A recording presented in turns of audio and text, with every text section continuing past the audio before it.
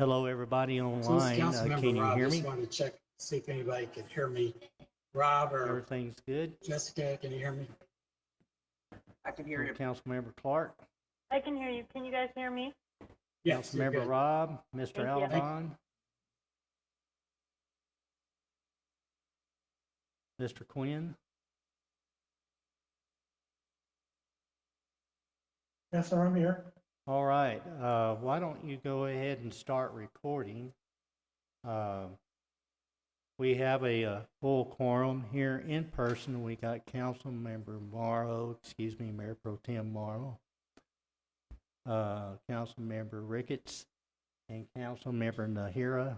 Online, we have Councilmember Clark and Councilmember Rob. So with that, I call this meeting to order at 7:01 p.m. September the 7th, 2021.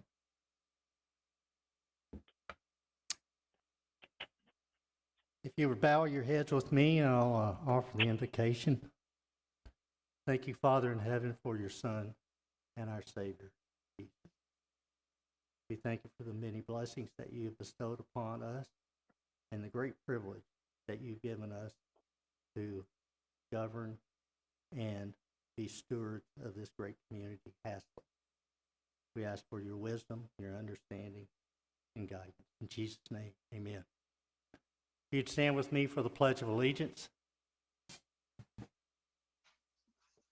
I pledge allegiance to the flag of the United States of America and to the republic for which it stands, one nation, under God, indivisible, with liberty and justice for all.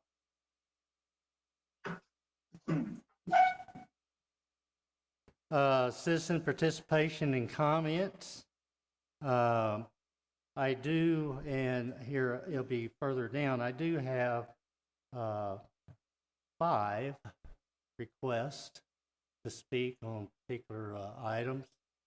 Is there anyone else out there? All right, Mayor, then. do you hear me, Bob Golden? Say that again, please. Bob Golden, I filled out a form this afternoon. Very good. Okay, I'm sorry I don't have it, but I understand you'd like to speak. Do you like to speak now or at a particular item, Mr. Golden? Right now, if I have the opportunity. Did you say now? Yes. Please go ahead then. While most of us were enjoying our Labor Day weekend yesterday, 2 of our city employees were not afforded that same opportunity. James Tucker received a call just before 11 o'clock yesterday about a possible water leak on White Lane. I believe he was in the neighborhood of Boyd at the time, possibly with his family, so he had to motor back to Haslet, drop his family off, change clothes to come and assess the problem. Then it took him a while to get the equipment and the materials and to get a helper, and he showed up shortly after 2 o'clock, I think,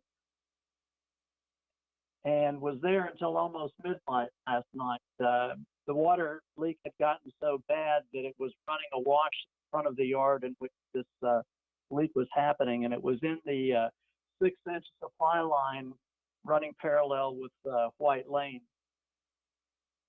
It took a couple hours for them to troubleshoot, figure out where it was. It was over 4 feet of that 6-inch pipe that had burst lengthwise on the bottom part. Then they had to go out and find the pipe to replace it, plus the flanges or whatever the terminology is. On behalf of everybody along White Lane who was affected, I just wanted to take this opportunity, in case y'all hadn't heard, that James Tucker and Chuck Harris, our building facility maintenance person, spent the whole afternoon and evening. They were still there when I left at 11. When I did get home, I had full water pressure. And I know that everybody who'd already gone to bed was very thankful when they got up this morning and they had water pressure. And I just wanted to let everybody know and convey my sincere gratitude for the professionalism and the dedication to duty exhibited by those two employees last night. That's really all I have. Thank you, Mr. Golden, and thank you for the commendation.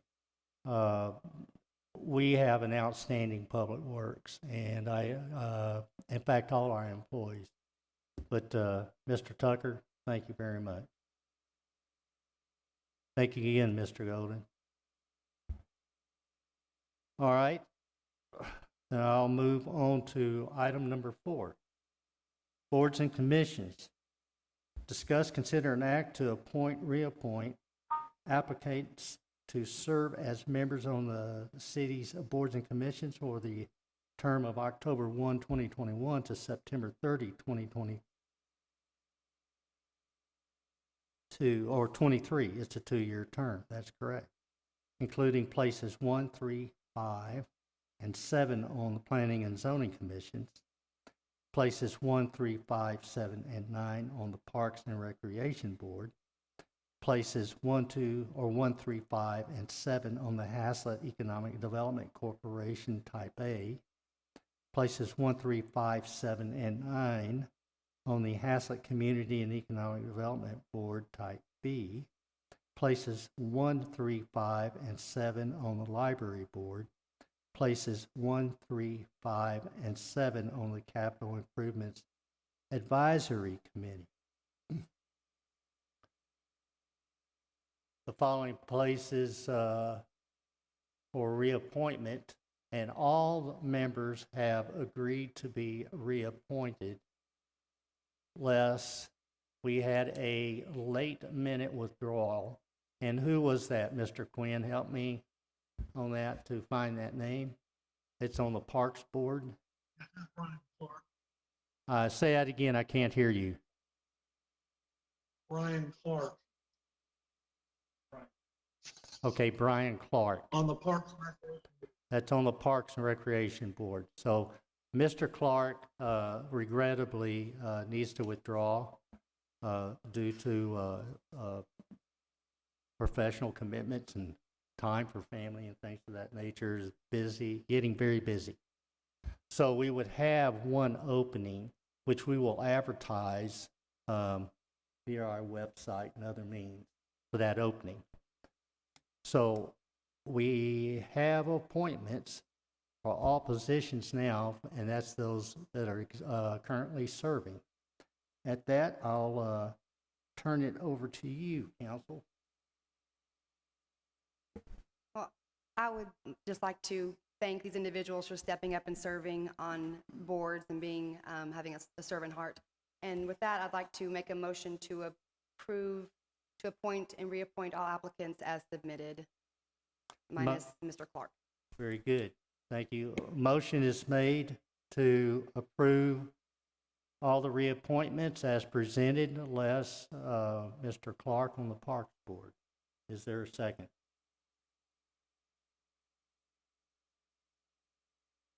Is there a second? Councilmember Rob. Councilmember Rob. Yes. On the Parks and Recreation Board, I'm sorry, there's a terrible echo. Whoever's caller that's got the mic open, I think if you would mute your microphone, it would sure help.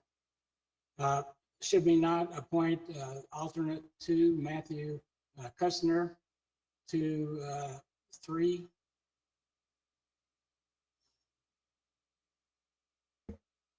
I thought of that on my motion, and we can do that now if you'd like to, or wait until we have someone. He's number 9, right? Right, he's alternate 2.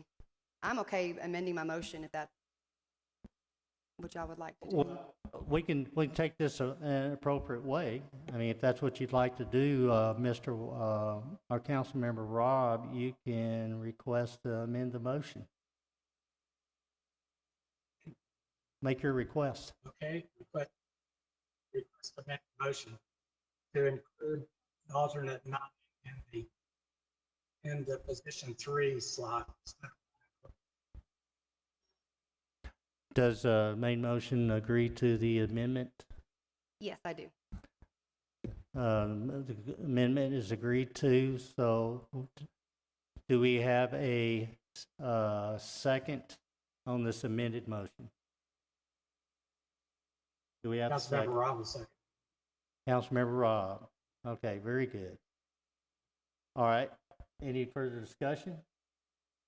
This is Councilmember Ricketts, and again, that's the reason I'm just sort of sitting back a little bit, because I'm not quite familiar with the process on all this, and because they are 2-year terms, did any type of notice go out for anybody that else might have been interested in these terms? Or how does this process actually work? You know, I know it is advertised, and there was no interest from outside. Okay, I'm just curious how it works, since they are 2-year appointments, and how, you know, how that would work. And so again, I appreciate everyone, like Mayor Pro Tem Morrow says, everyone stepping up and doing this. It does take time. I just wanted to make sure that the proper process was. Sure, it was. Thank you. Very good. 'Cause I thought it only went out if we had openings, that there were vacancies. Because I remember when I was serving on Parks Board and P&Z, it was just they asked you, do you want to be reappointed? Would you like to serve again? And then you say yes or no. I wasn't sure that it went out if there wasn't a I'd ask vacancy. the staff if that advertisement was made, and they assured me it was. That's what I'm going on. It was in the on the website. On the website. That was good clarification, because I wasn't sure either. It's been a while. So, and then we usually have the option of either approving and leaving 3 open, or like Councilmember Robb suggested, moving up an alternate to that spot. So it's kind of. Mr. Quinn, would you like to add anything to this? Yes, sir. The advertising website for board vacancies. Anyone who wanted to apply, whatever the council wants to do regarding the position, usually the alternate is moved up. That's served and expressed interest. That is what I think is customary.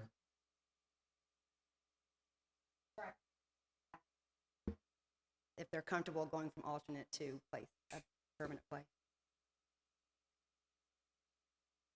Very good. Well, any further discussion?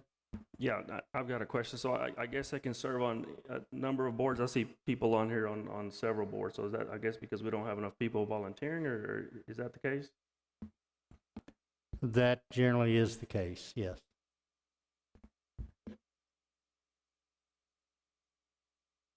Any further discussion? I'll call for the vote. You know, what I'll do is a roll call vote, since we have some members teleconferencing. Mayor Pro Tem Morrow. Aye. Councilmember Ricketts. Aye. Councilmember Nahira. Aye. Councilmember Robb. Aye. Councilmember Clark. Aye. Motion passes 5-0. Thank you, council.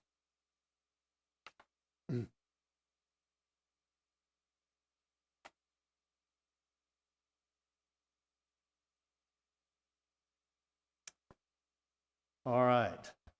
I want to make a comment to the staff. I'm missing a page out of the agenda here, so I'll read it off the screen. Items of community interest. 5A, COVID-19 update. I'll say a little bit. I'm going to ask the chief, he's here, if he'd like to come up and say anything to add into my comments. COVID-19 variant D is running around very aggressively. It does not respect that you've been vaccinated or not. Of course, you're much more protected, and any symptoms would be. But I only say that is, don't let your guard down. Be aware of your environment and closed areas and congregate type situations. Wear a mask. In those situations, they will surely help you out. Vaccines are readily available. But I can't stress enough, do not let your guard down. I'll tell you is that maybe 2 weeks ago, I was in a meeting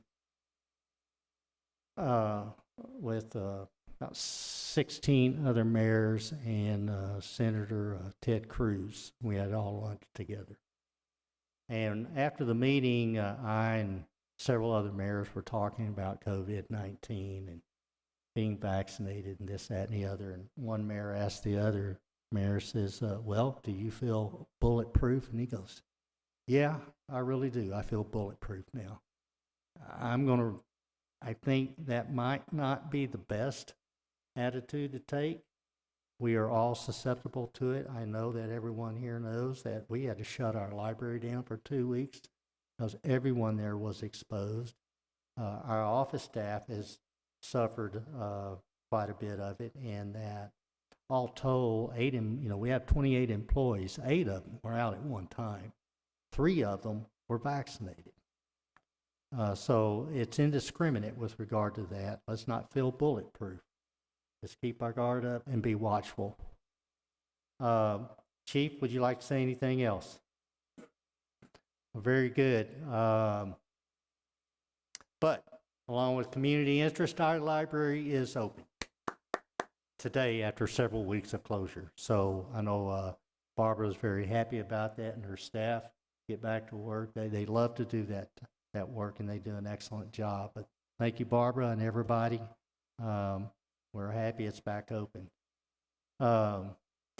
With that, we'll go to Mayor Holsey? Yes. This is Councilmember Riggs. Just a real quick question. I don't know if we have a chance, since we were talking COVID-19 and the meetings, did we have any follow-up, Mr. Alabon letter to the government? Or Well, I'm the one that sent it. Okay. Mr. Alabon helped me create it, but all I had to do was sign my signature. He did a very good job, but nonetheless, excuse me, I sent it out to the Attorney General's office and to the governor. I actually got a reply from the Attorney General's office that they had received it, and did not get a reply from the governor's office, but I'm sure they get a mountain of stuff coming in. But I also sent it out to every mayor that's in the Metroport Chamber membership, which is 7 cities. And I sent it to both our state representatives, and I sent it to both our county judges. And I asked them all for support in this if they should so desire. I got one response of support. So evidently we were the Lone Ranger out there. It was the right thing to do. I think it is the right thing to do, given they're shutting schools down all around us now. So nonetheless, that's why what we're doing now is what I can do to minimize any spread in this type of environment. And I will intend to do this for a while until the CDC and others agree that the coast is cleared. Mayor Halsey, would you also maybe inform the public why we have a quorum here versus meeting remotely? Absolutely. Very good. Very good. Is the end of August, the governor's emergency order expired, and part of that emergency order relaxed the requirements, certain requirements in the Opens Meeting Act. And what they relax is the requirement of a quorum to hold an open meeting. Well, September 1st, it went back into effect. And that was the letter. It was requesting them to extend that.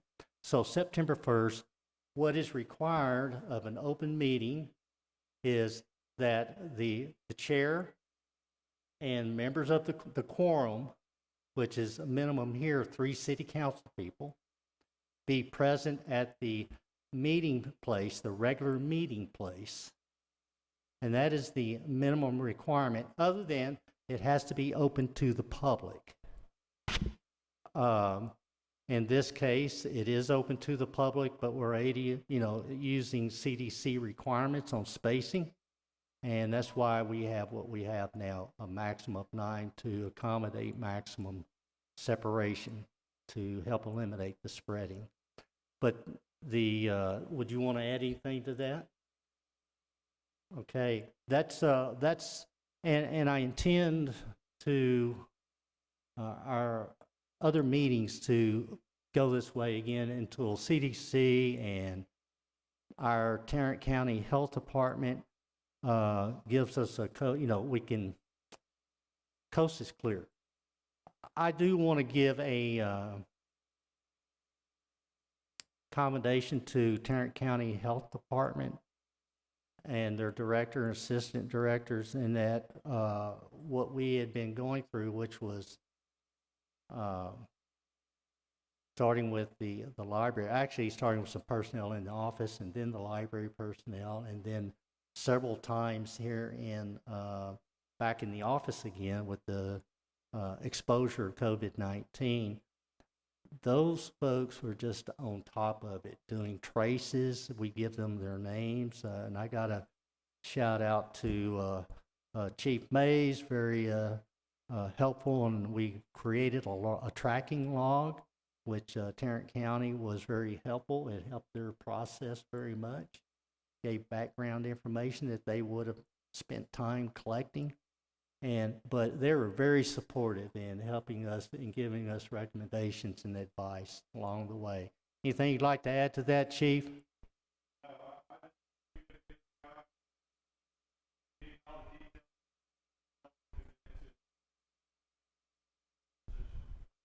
Thank you, Chief. Anyway, I couldn't go on without mentioning those folks. We got a great county, and we got a great city and great employees. Thank you. I'll move on to item 6. Staff reports, an update on active items, projects, event recaps. A lot of this, Mr. Quinn, you want to start off and go? Yes, sir. Yeah, get close. If you would get close to your microphone. Regarding we advertised the position. We also the mayor distributed the city secretary job description to the council. We are receiving applications and reviewing them as they come in. So that's where we are on that. So progress is being made. You can go ahead and go down the list, Mr. Quinn, on the agenda. Yes, sir. Planning director update 6B. We only got 4 applications out of a month and a half, 45 days advertisement. 3 of them were entry-level planner ones, and the other one didn't have the qualification we needed to be a leader of the department. So we ended that ad. We canceled that ad. I think the well is dry on that one. And I think in the next meeting, there's going to be an appointment made.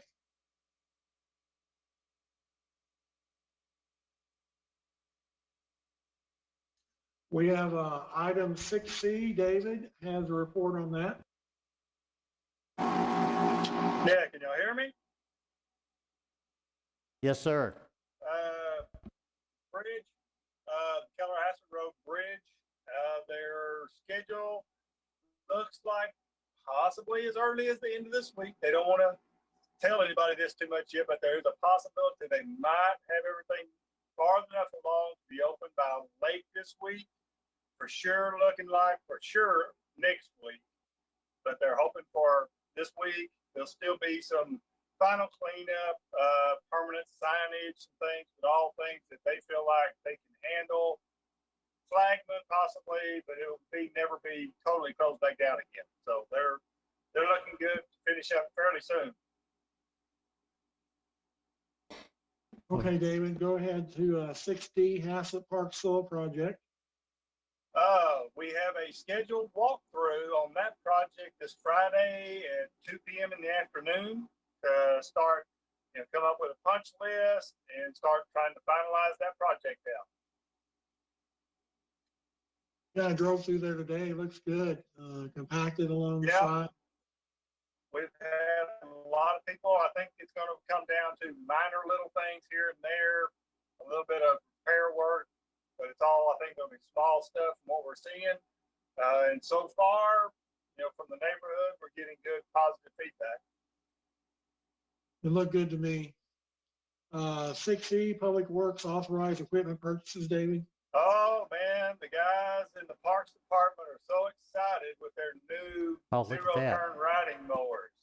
They love the seats. They're very comfortable. They're a little bit wider than our older mowers, so feel like they're actually covering a little more ground, especially in the bigger areas in the park and all. They really seem to be enjoying them. They're real tickled, I'd say. The first day they had them, they took them up to the north end of town where we have our welcome to sign and got their pictures all made with the machines in front of the sign. So they're really excited about them.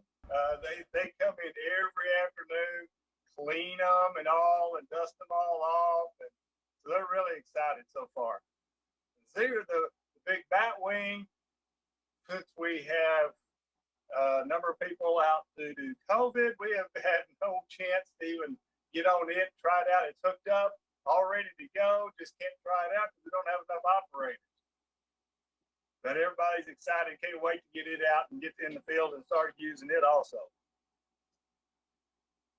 My goodness. All the other things that we have, they're waiting, like the skid steer and all, those are like 3 months out on getting one right now. Equipment of just about all kinds, really hard to come by currently.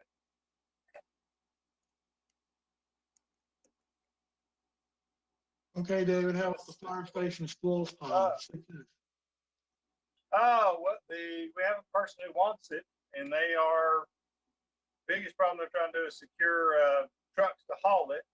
And we also possibly may have a small project locally of our own that may be able to use up some of it before that happens. But he is actively trying to get enough trucks to start getting it hauled out. Okay, David, I think you and Mike need to handle the fire station parking lot item. Yes, I think Mike had some things he wanted to show everybody and talk about as far as the fire station. And I would ask Good evening, if everybody. Councilmember Rob would like to, because he participated in that meeting, if he'd like to share any of his thoughts in this Sure. update.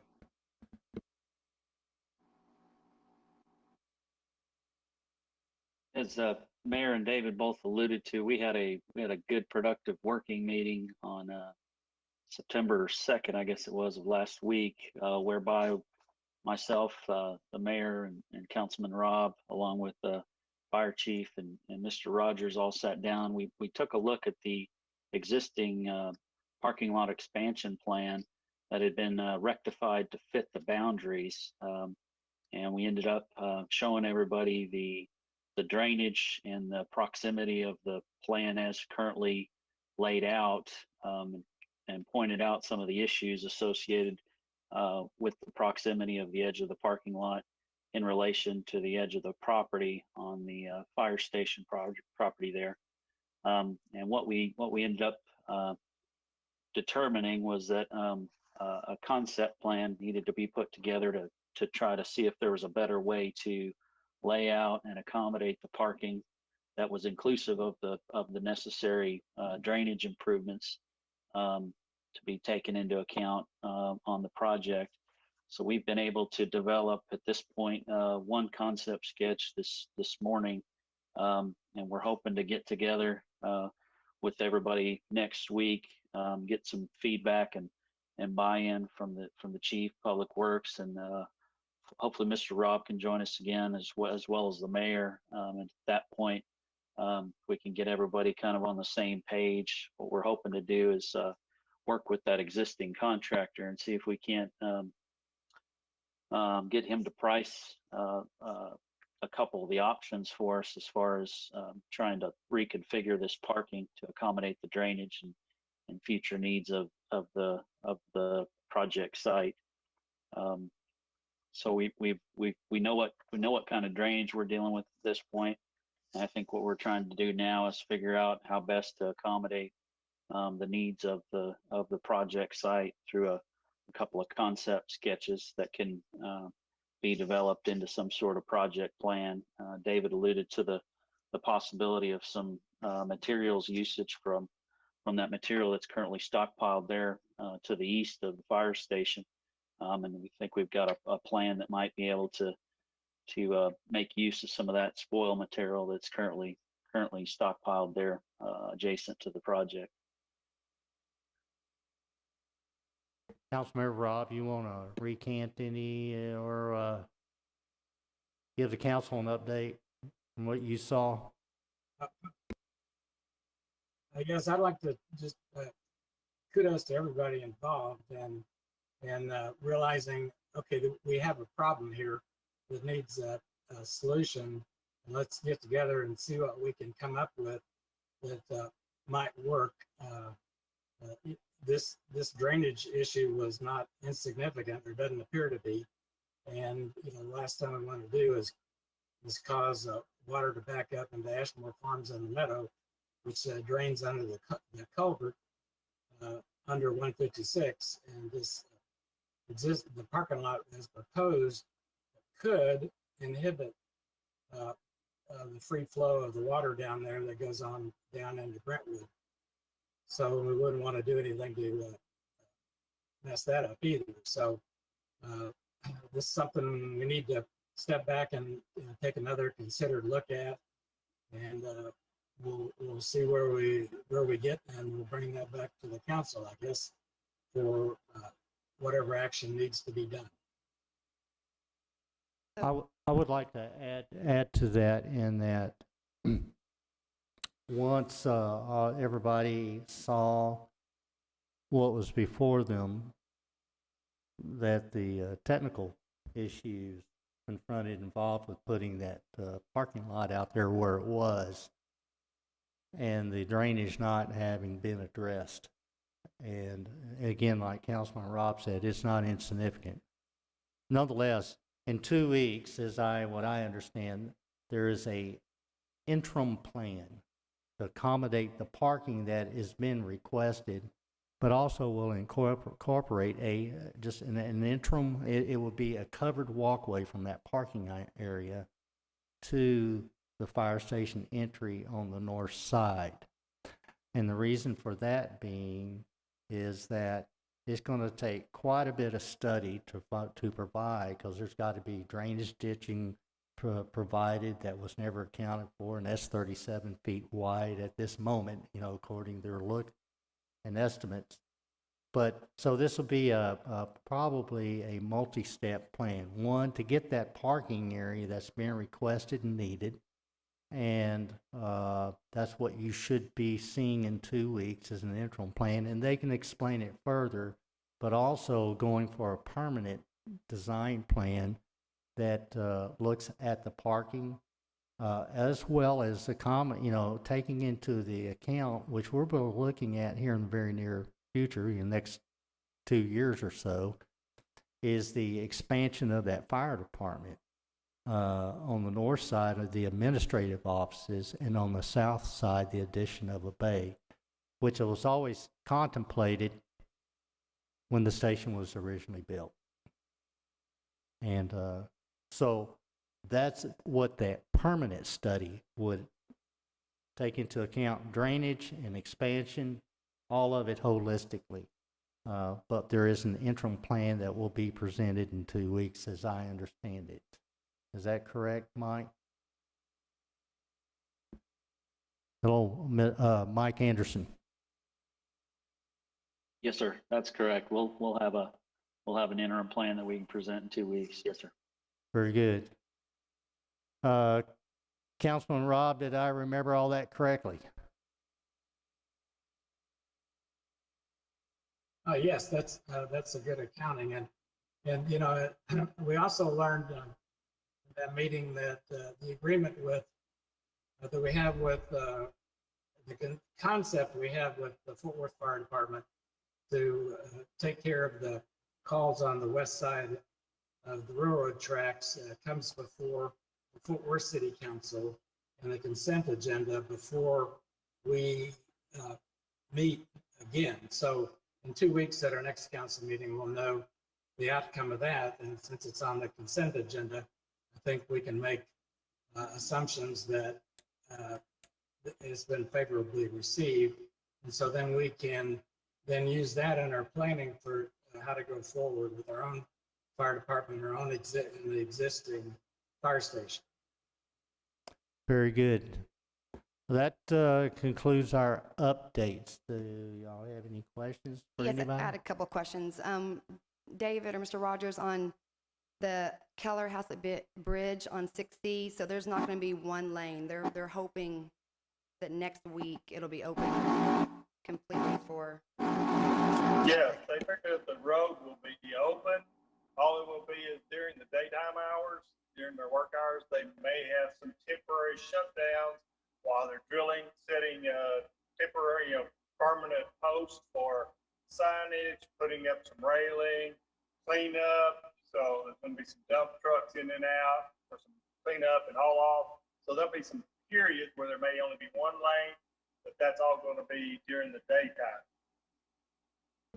Okay, thank you. And then I had a question on 6G, the fire station parking lot. So was this, I'm just a little confused, was this a subcommittee that was meeting to talk about this, or this was just a staff meeting and Still staff, plus Mr. Councilmember Rob? yes. Can you explain a little bit? I would think Mr. Ricketts with his engineering background or myself as Mayor Pro Tem, is it going to kind of rotate who gets called in to be privy to this? Or I know, and I'm not saying that, I'm not upset at all. I just was trying to see what the common practice was with a staff meeting and then having a council member join as well. I just happened to call him up. So that's simple.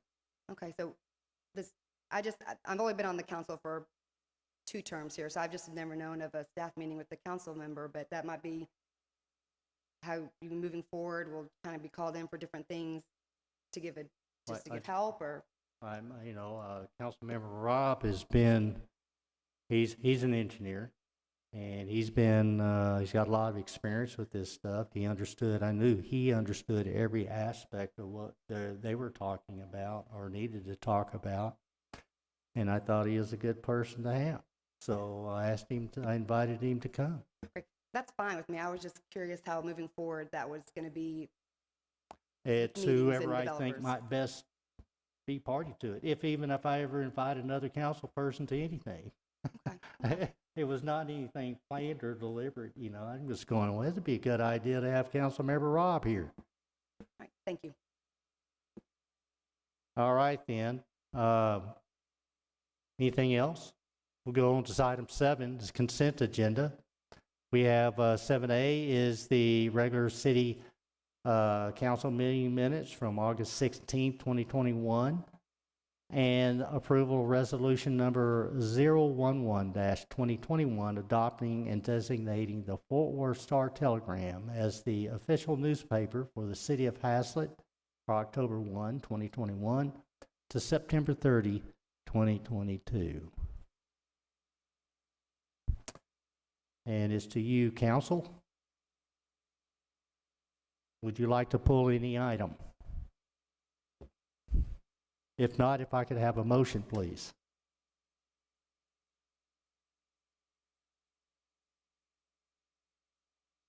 Councilmember Rickett. I was absent from the meeting. Oh. I don't think it's appropriate for me. Councilmember Nahira. Yes, I'd like to make a motion to approve both 7A and 7B as presented. Motion is made to approve the consent agenda, item 7A and 7B. Is there a second? I'll second. There is a second. Any discussion? No discussion. I call for the vote. Mayor Pro Tem Morrow. Aye. Councilmember Ricketts. Aye. Councilmember Nahira. Aye. Councilmember Clark. Aye. Councilmember Robb. Aye. Very good. Motion passes. Item 8, public hearings, ordinances, resolutions, and action items. 8A, hold a public hearing to discuss, consider, and act on ordinance number 020-2021, accepting and approving a service and assessment plan and improvement area number 2 assessment roll for the Haslet Public Improvement District number 5. making a finding of special benefit to the property in improvement area number 2 of the district, levying special assessments against property within the district and establishing a lien of such property, providing for the method of assessment and the payment of the improvement area number 2 assessments in accordance with Chapter 372 Texas Local Government Code as amended, providing penalties and interest on delinquent assessments. Staff presentation, please. I believe Kyle Sikorsky of T3 is going to make the presentation. Kyle? Yes, sir. How is everyone this evening? Can you all hear me okay?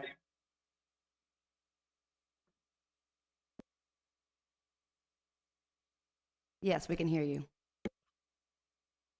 Thank you. Well, good evening, Mayor and Council again. Kyle Sikorsky, Works, the city's PIT administrator. I believe we also have the Developer and Developers Council on this evening as well. If you'll recall, we previously called a public hearing on this improvement area number 2 levy. So we've gone through all the legislative steps to get to this point. This is the final step the council has prior to considering the approval of the levy on improvement area number 2. The preliminary service and assessment plan that you saw at your previous meeting is very similar to this final service and assessment plan. There have been no material changes. The only real updates are the updates to the homebuyer disclosures that are in line with the changes to the PID statute that went into effect September 1st. So you'll see those now as Appendix B in the final service and assessment plan, but the amount of the levy has not changed, and it's still in line with the assessments and the tax rate equivalents that were approved on improvement area number 1 a few years ago. So if you have any other questions about the service and assessment plan, I'd be happy to answer. And again, also the Developer and Developers Council are on as well this evening if you have any questions for them. Council, does anybody have any questions? Councilmember Clark, Councilmember Robb, do y'all have any questions on this? Councilmember Robb, no, I do not. Neither do I.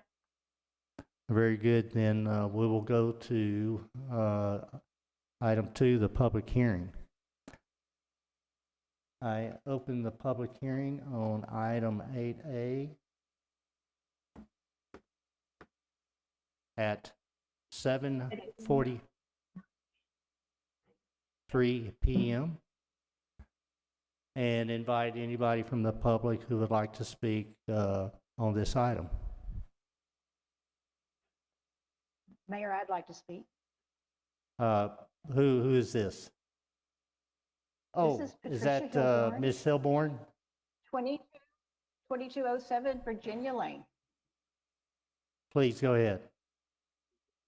I just would like to speak in favor of this item, and I hope the council approves it. Thank you. Thank you.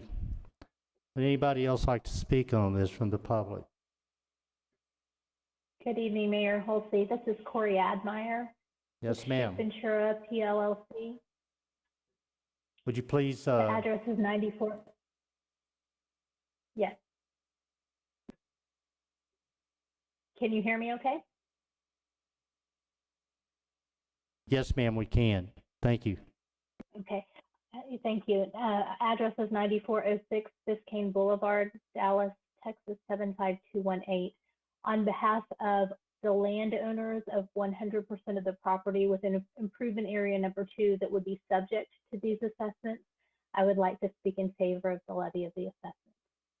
Thank you. Thank you, Ms. Admeyer. Anybody else would like to speak to this item? Okay, I see no one teleconferencing that would like, and I have none in the in-person audience.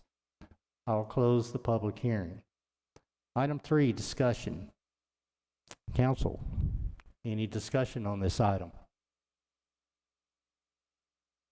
Councilmember Clark or Councilmember Robb, any discussion regarding this item? This is Councilmember Rob. Question for the attorney. Could the motion just reference the ordinance, or is there any other special language required for accepting this, like just repeating the subject as it's written there, or is just approving the ordinance 020-2021 sufficient? Councilmember Rob, this is Rob Alabon. Can y'all hear me? This is the first time I've spoken up. Okay, thanks. I think you can just make a motion to approve the ordinance with the ordinance number. And before I leave that, I would just, Kyle and Corey, do you have any disagreement on that? Yes, I sir. think I think that'll work, council. That's fine.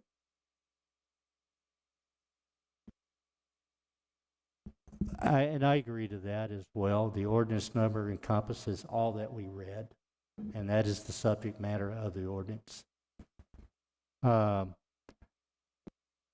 If there's no further discussion, we'll go to sub-item 4, consideration and action on recommendation. This is Councilmember Ricketts. I move to approve ordinance number 020-2021, accepting and approving the service assessment plan improvement for Area 2 assessment role of the Haslet Public Improvement District number 5. Motion is made, and with your permission, I'll abbreviate that, and approving ordinance number 020-2021. Is there a second? This is Mayor Pro Tem Mara. I'll second. There is a second. Any further discussion? I see none on the teleconference, none here in person. I'll call for the vote. Mayor Pro Tem Morrow. Aye. Councilmember Ricketts. Aye. Councilmember Nahira. Aye. Councilmember Clark. Aye. Councilmember Robb. Aye. Thank you, council. Motion passes 5-0. Item B, 8B, discuss, consider, and act regarding the Community Facilities Agreement between the City of Haslet and Latera Development, LLC for Latera Addition Phase 2. Okay, we'll let David Rogers explain this since he reviewed it. I think Mike Anderson also reviewed it. So David. Yeah, just a little background. Rob helped out along with this too. City Council has already, of course, did a plat in CFA for the phase 1. That was all completed, all the infrastructure installed. You know, everything went forward. They're building houses on it. So recently, though, they came back, brought in final plats for phase 2 and 3 for the Latera development, and got a CFA approved for phase 3, which is already under construction. Now they're coming back again. This one here will be for the final bill to proceed to get the bills for phase 2. The only big difference between this one and what you've seen in the past is this one specifically says phase 2 and specific street infrastructure, water, sewer infrastructure, storm drains needed for that phase to move forward. So we think, you know, and others can talk to this too. Everything looks to be in order. Everything was good with all the things named in the CFA. So we believe it's ready for y'all to review and approve. Very good, Mr. Rogers. Thank you. All right, council, any discussion on this?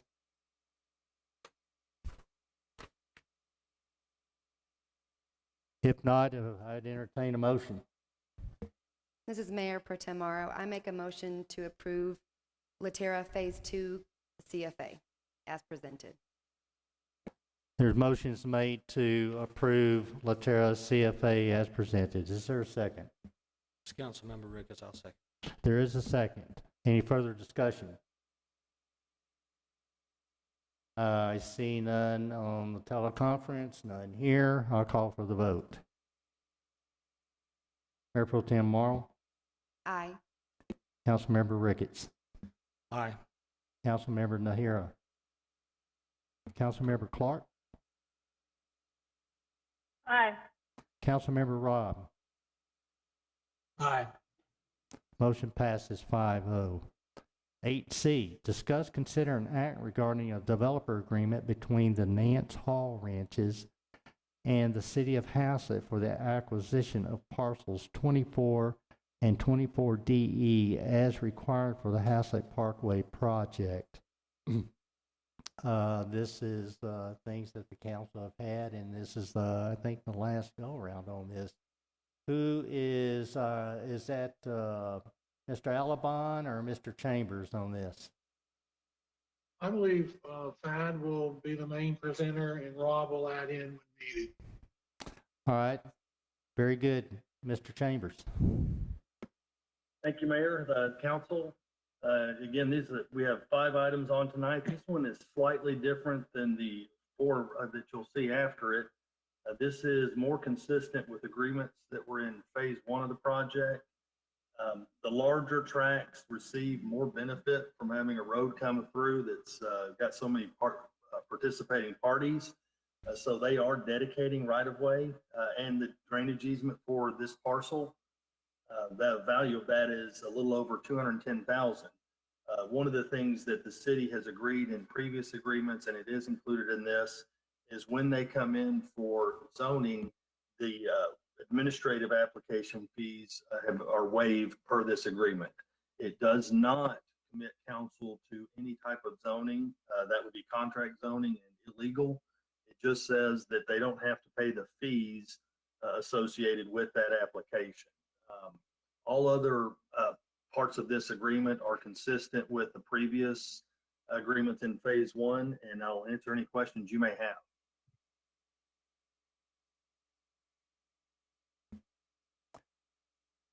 Councilors, any questions? Councilmember Clark or Councilmember Robb, any questions? No, I'm good. I just have a question on, is there any specific language we have to use for the motion? I'm sorry, repeat that. Oh, the only question I had was if there was any specific language we had to use for this motion, or really any of the Haslet Parkway motions going forward. I would defer it that would to be, Rob Alabon. We have discussed that a little bit. Rob, can you handle that one, please? Yeah, I'd be happy to. I don't want to cut the mayor off. It sounded like you were going to say something there. I was going to say they could just merely make a motion to approve the developer agreement between Hall and Nance Ranches and the City of Haslet for acquisition parcel 24 and 24DE. And I think that works. If you don't mind, the other thing I would add is just to authorize the signature of any related closing documents. When this gets sent to the title company to close, there may be miscellaneous documents that need to be signed, and one of the things that Thad and I talked about was having the motion authorize closing, basically authorize the closing documents to be executed as well. Say that one works, more Mayor. time. Everything you'd like for them to say. Yeah, I just, in the motion, in addition to approving developer agreement, or on the others, the memorandum of agreement, if council could also authorize the execution of all closing related documents. Understood.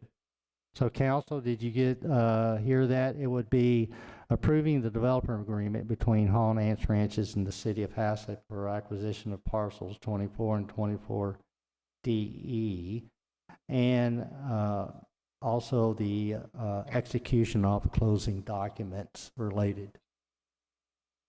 That would be your motion. And I'll turn it over to the council for a motion. I is think I'm Councilman- ready to make a motion. Councilmember Clark, was that you? Yes, I was going to say I'm ready to make a motion, but it looks like maybe Councilmember Ricketts might have been making a motion. Go ahead, please. Oh, okay. So I move that we approve the developer agreement between the Hall Nance Ranches and the City of Haslet for the acquisition of parcels 24 and 24 DE as required for the Haslet Parkway project and authorize execution of all closing related documents.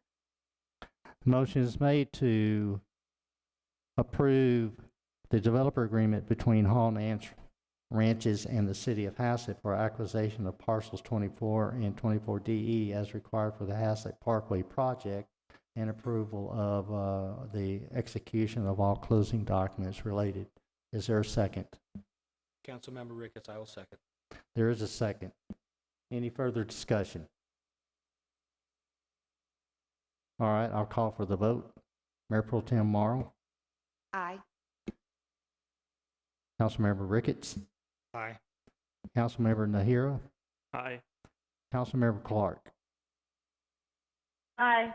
Councilmember Robb. Aye. Motion passes 5-0. Thank you, Council. Item 8D. Discuss, consider, and act regarding memorandums of agreement between Lewis First Properties and the City of Haslet for acquisition of Parcel 11 right-of-way, permanent drainage easement, and temporary construction easements as required for the Haslet Parkway project and to authorize payment. Mr. Chambers? Thank you, Mayor, Council. As Rob mentioned, these are slightly different. These are negotiated acquisitions. So there's the added caveat of authorizing payment for these next acquisitions. The EDCs at their last meeting authorized the budgets for this. So the funding is available. This is the one of two residentially zoned tracks that the project intersects. We've shrunk this down as much as we possibly could on the required land. And again, we've negotiated with the landowner, and this is a negotiated agreement for purchase, not condemnation or anything like that. And again, this is one of two residentials, and it's nice that we're able to acquire this through negotiations. The hope for this project has always been no condemnations, and we're getting close. But I would answer any questions you may have on this one. But again, this is within parameters provided previously by council that allowed the city attorney and I to negotiate slightly above the appraised values of the property. And I'll answer any questions you may have. Council does anybody have any questions for Mr. Chambers or Mr. Alabon?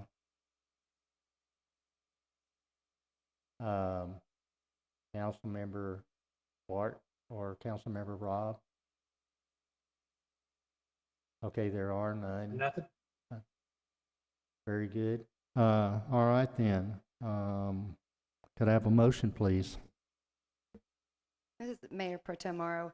I make a motion to approve the memorandums of agreement between Lewis First Properties and the City of Haslet for the acquisition of Parcel 11 right-of-way, permanent drainage easement, and temporary construction easements as required for the Haslet Parkway project, and to authorize payment, as well as execution of any closing related documents.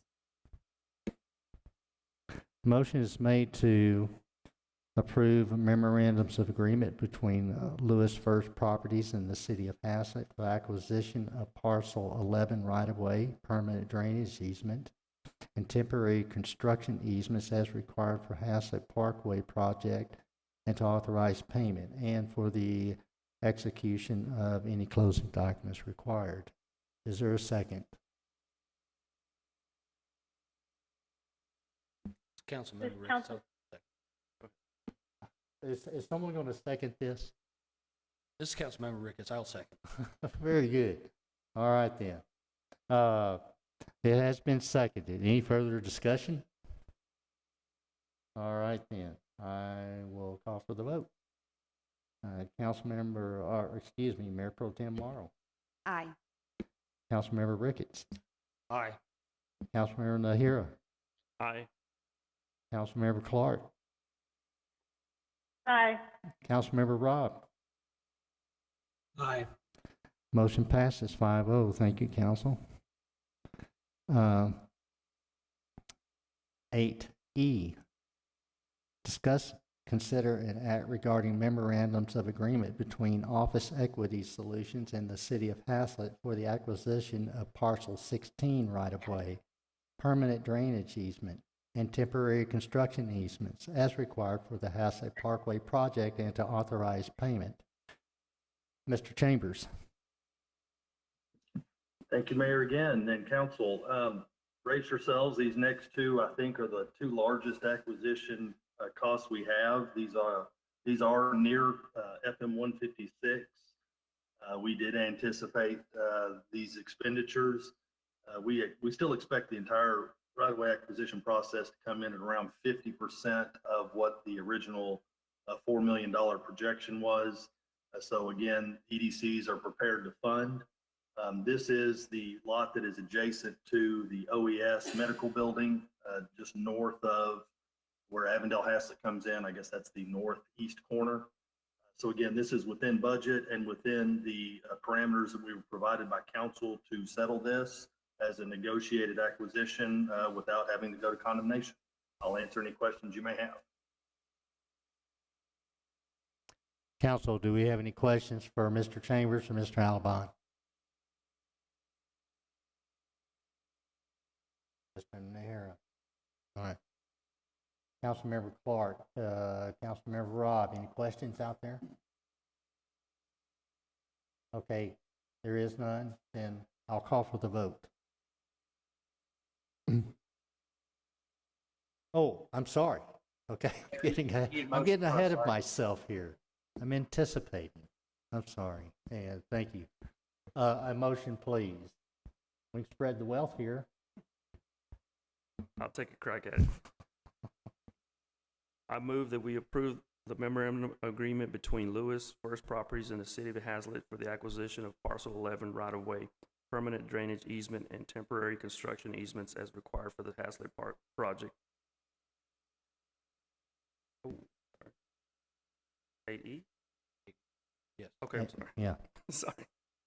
I move that we approve the memorandum of agreement between Office Equity Solutions and the City of Haslet for the acquisition of Parcel 16 right-of-way, permanent drainage easement, and temporary construction easements as required for the Haslet Parkway project and to authorize payment.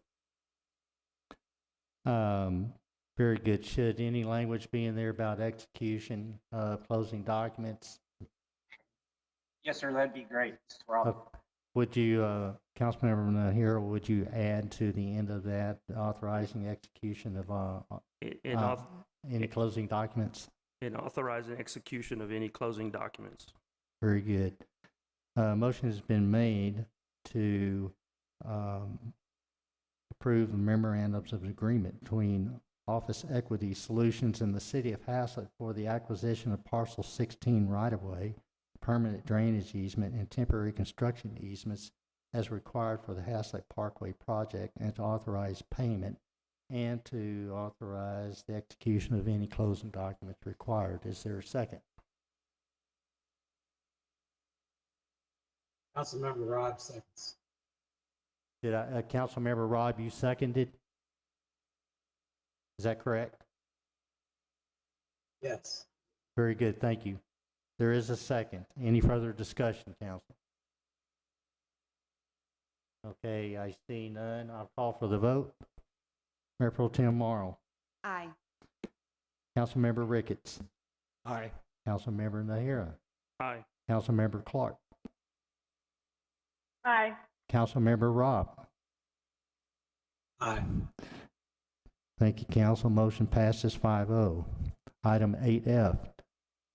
Discuss, consider, and act regarding a memorandum of agreement between Kateway LP and the City of Haslet and payment authorization for the acquisition of Parcel 17 right-of-way, permanent drainage easement, and temporary construction easement as required for the Haslet Parkway project. Mr. Chambers. Thank you, Mayor and Council. I'll leave these off, but the next two parcels are ones that were originally scheduled as condemnations. But with y'all's guidance and Rob Alabon's team working on it, these have moved to negotiated settlement, avoiding that condemnation process. Parcel 17 is one of the most impacted parcels along the project as far as the need for the land, the location of it, and again, not a huge parcel that can recover from a roadway since it already fronts FM 156. The settlement amount was the one approved by council at its previous meeting. It did exceed our original authority, but we believe that it is well within a reasonable amount to settle based on what we would expect to come out in condemnation process through a hearing. We think this is a favorable agreement, and we'll answer any questions you may have. But again, Rob's team managed to negotiate that per the direction y'all provided. Council, do we have any questions for Mr. Chambers or Mr. Alabon? Yes, Councilmember Ricketts, really no question. I want to thank you for successfully avoiding that condemnation process. I do want to go back to one thing you did say on the last notes on both this one and on the last one though too. And just a question, you said that you're only about 50% of where you thought you were, about $4 million. And to me, again, coming from a background of RFPs, even when you come in that much lower, it sort of makes me start thinking, what happened? Just I don't know if you could briefly just sort of explain why you think we're 50% lower than what we thought we were going to be. Councilman Ricketts, it's a great question. Again, a little history. When we were putting the project estimates together for the build grant, we believed best estimate, again, as it was very rough in the beginning, just doing a best guess across the project, we believed that there would be $9 million worth of property needed for right-of-way, drainage easements, et cetera, construction easements. That ended up coming in once the appraisals were done at a little over 10 million, so we were off a little. But we had more people agree to donations through phase one than we anticipated. We had 100% donation. We did not anticipate that kind of success when we were putting the project together. So primarily that is where the savings have come, council member, was we knew we were going to have to spend money in phase two. There's a lot of smaller properties. They all have utilities. They all have road access. So the impact is different for them. So again, it was really the primary savings were phase one, where we had 100% dedication and we didn't have to spend anything other than closing costs. Does that kind of answer the question? That does. Thank you. Council, any other questions for Mr. Chambers, Mr. Alabon? Can I get a motion?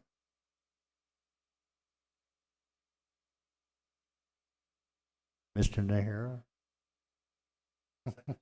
Yeah, add that execution to it too at the bottom. That's for the closing documents, correct? Yes. Okay.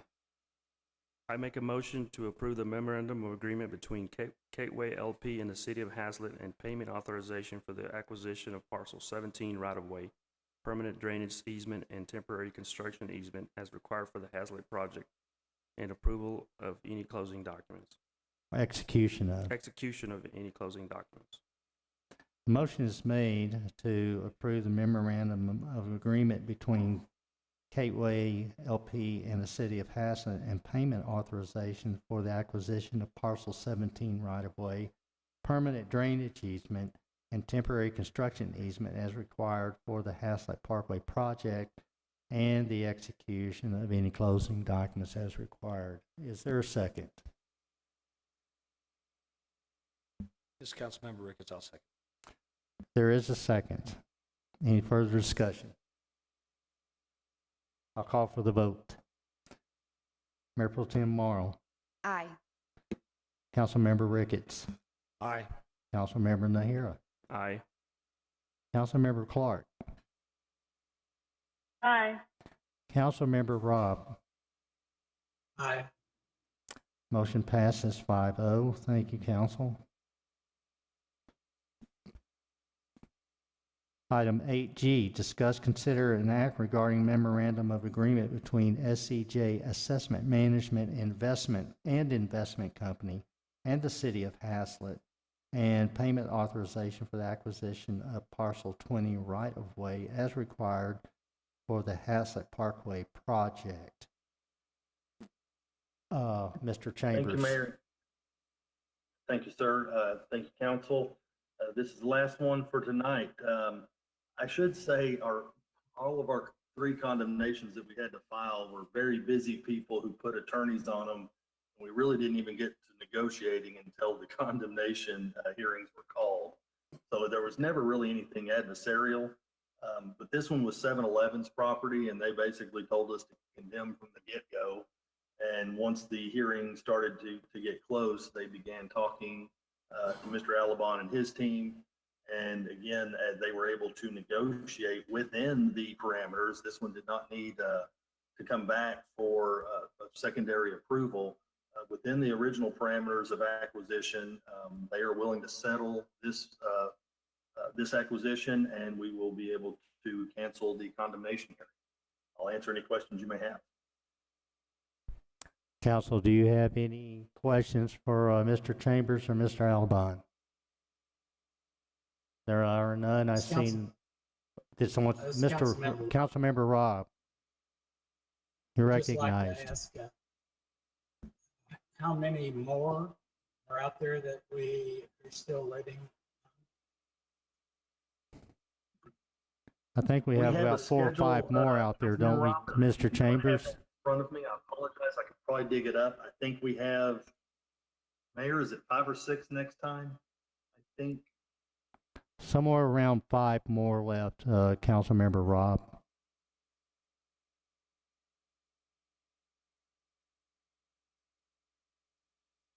Okay, could I have a motion? Mayor Pro Tem Morrow, I make a motion to approve the Memorandum of Agreement between SEG Asset Management and Investment Company and the City of Haslet and payment authorization for the acquisition of Parcel 20 right-of-way as required for the Haslet Parkway project and the execution of any closing-related documents. Thank you. Motion is made to approve Memorandum of Agreement between SEJ Asset Management and Investment Company and the City of Haslet and payment authorization for the acquisition of Parcel 20 right-of-way as required for the Haslet Parkway project and the execution of any closing documents as required. Is there a second? Councilmember Ricketts, I'll second. There is a second. Any further discussion? I see none. Checking on the screen, I see none. I'll call for the vote. Mayor Pro Tem Morrow. Aye. Councilmember Ricketts. Aye. Councilmember Nahira. Aye. Councilmember Clark. Aye. Councilmember Robb. Aye. Motion passes 5-0. Thank you, council. Item 8H, discuss, consider, and act regarding approval of fiscal year 2022 Trinity River Authority contract for services and regulatory service fee schedule. Is this Mayor, Mr. this will be- Rogers? I'm sorry, Mr. Quinn, go ahead. Mayor, this will be David Rogers presenting. It's a standard contract that we renew every.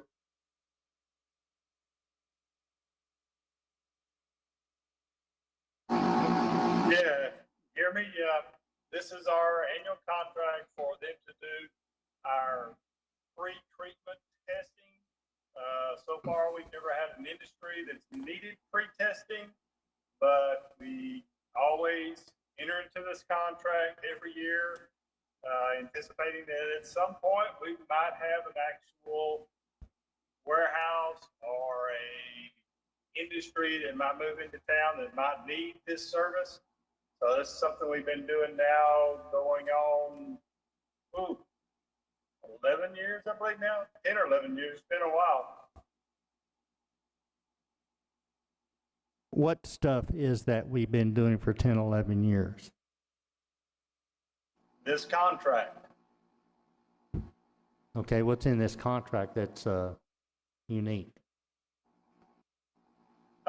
they provide all the laboratory and the collection of any pre-treatment waste.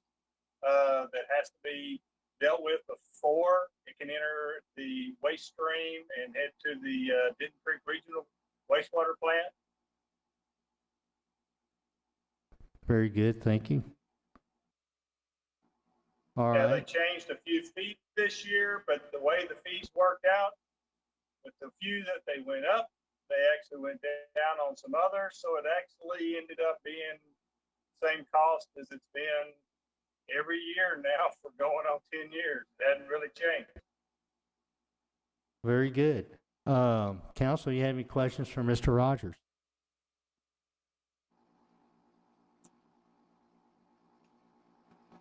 All right then.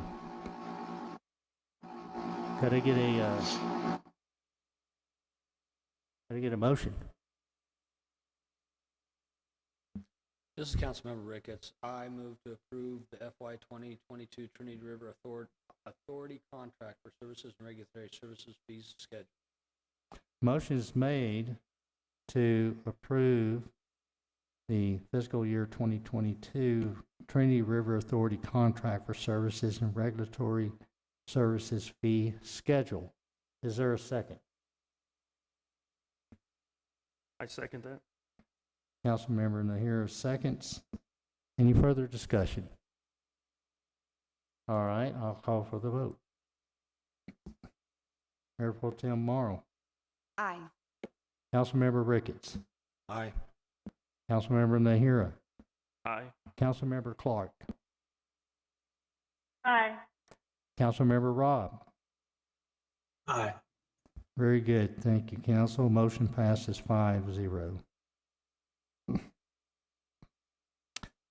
Item 8I, discuss, consider, and act upon the annual Tarrant County Fire Alarm Center, known as TCFAC, dispatch contract. And I know who that is. That's Chief Mays. Please, sir, present this to us. Well, good evening, Mayor and Council. It's pretty simple and straightforward. Normally, this is a consent item because the only thing that has changed is just the increased amount of 5%.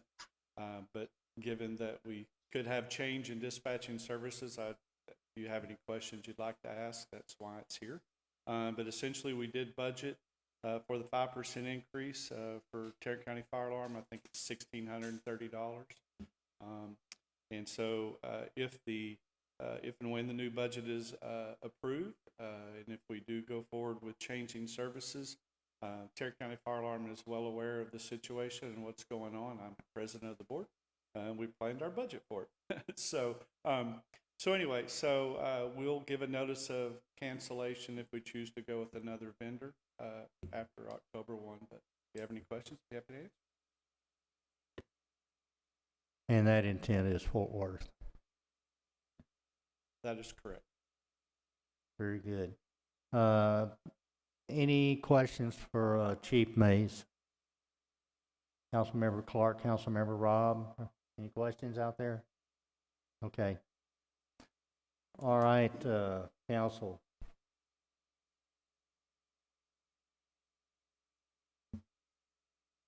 Mayor Halsey, I make a motion to approve the annual Tarrant County Fire Alarm Center dispatch contract as presented. Motion is made to approve the annual Tarrant County Fire Alarm Center dispatch contract as presented. Is there a second? This is Councilmember Clark. I'll second. Councilmember Clark seconds. Any further discussion? There is none. I'll call for the vote. Mayor Pro Tem Morrow. Aye. Councilmember Ricketts. Aye. Councilmember Nahara. Aye. Councilmember Clark. Aye. Councilmember Robb. Aye. Thank you, council. Motion passes 5-0. 8J, discuss, consider, and act regarding resolution number 012-2021 to approve settlement with Atmos Corporation Mid-Texas and Atmos Cities Steering Committee. And who is our presenter on this? Mr. Quinn. That's every year we go through this. Either Atmos or Encore asks for a rate increase to cover system deficiencies. There's a approved rate review mechanism in place. So they originally submitted for $43.4 million. Under the rate review mechanism, we get kind of a coupon, so it went down to 40.5 million. We worked through the process and they say, well, it's 29.3 million. Of that is what the rate increase would be. But then it went all the way down to 22.34 million, which means the rate review mechanism works in favor of cities, for the cities to get a fair rate. Of that $22.34 million, the Atmos City Steering Committee members get 16.8 million. Because the rate was effective on December 1st, 2021, we saved another 3.8 million. So the process works for the residents and the citizens of Texas to protect against rate increase proposals by the utility companies. So the settlement agreement, in essence, is $22.78 million overall. What does this mean to the resident? Well, for the average customer on Atmos, it means $1.28 a month.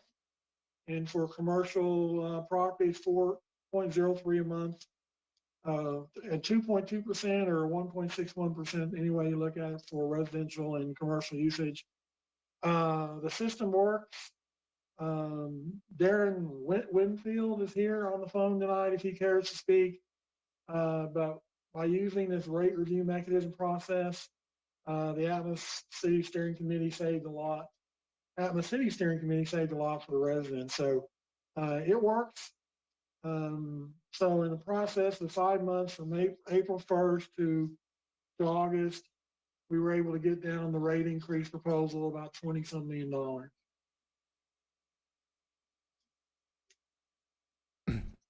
Council, you have any further questions for Mr. Quinn? I'm looking out there at Councilmember Clark and Councilmember Robb. Any questions? Are you good? All right, then I will ask for a motion, please. This is Councilmember Robb. I'll start. I don't think I made one tonight. So I make a motion to approve resolution number 012-2021 to approve settlement with Atmos Corporation, Midtex, and ACSC.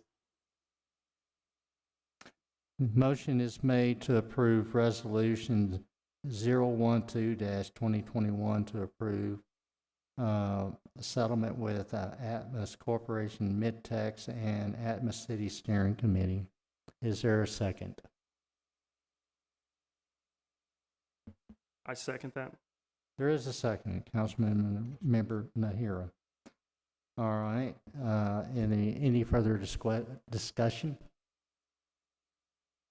There is none. I'll call for the vote. Mayor Pro Tem Morrow. Aye. Councilmember Ricketts. Aye. Councilmember Nahira. Aye. Councilmember Clark. Aye. Councilmember Robb. Aye. Thank you, Council. Motion passes 5-0.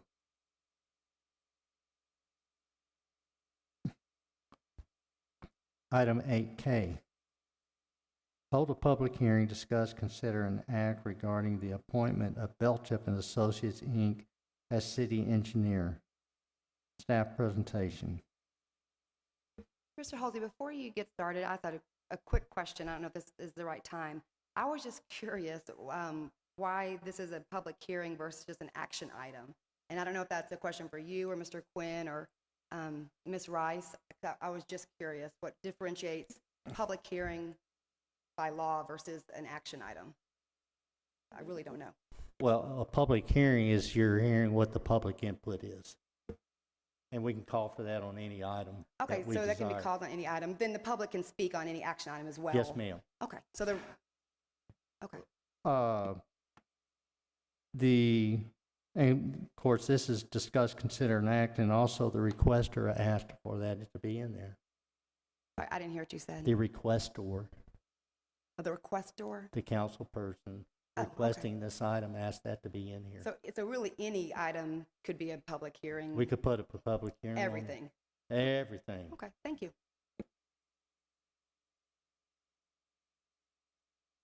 So, staff presentation. That includes Mr. Rick. If you- Councilor Ricketson started off, and I can, Good. And basically, based on this, I'm the one that made this request, based upon September 30th is coming pretty quick on us, and we've actually had the 90 days that we have with Belchef and Associates. We need to actually make a decision. I had requested, since we've had them for 90 days now, to actually ask Mr. Quinn to actually give an opinion. And I don't know if if you'd like to, I know he sent out the email today, Mr. Quinn, to everyone. I don't know if you want to read that into record. I don't know necessarily that it should be read in record. It can be entered into the record. Basically, I was asked for the last several months what I thought of Belchef Engineering's performance.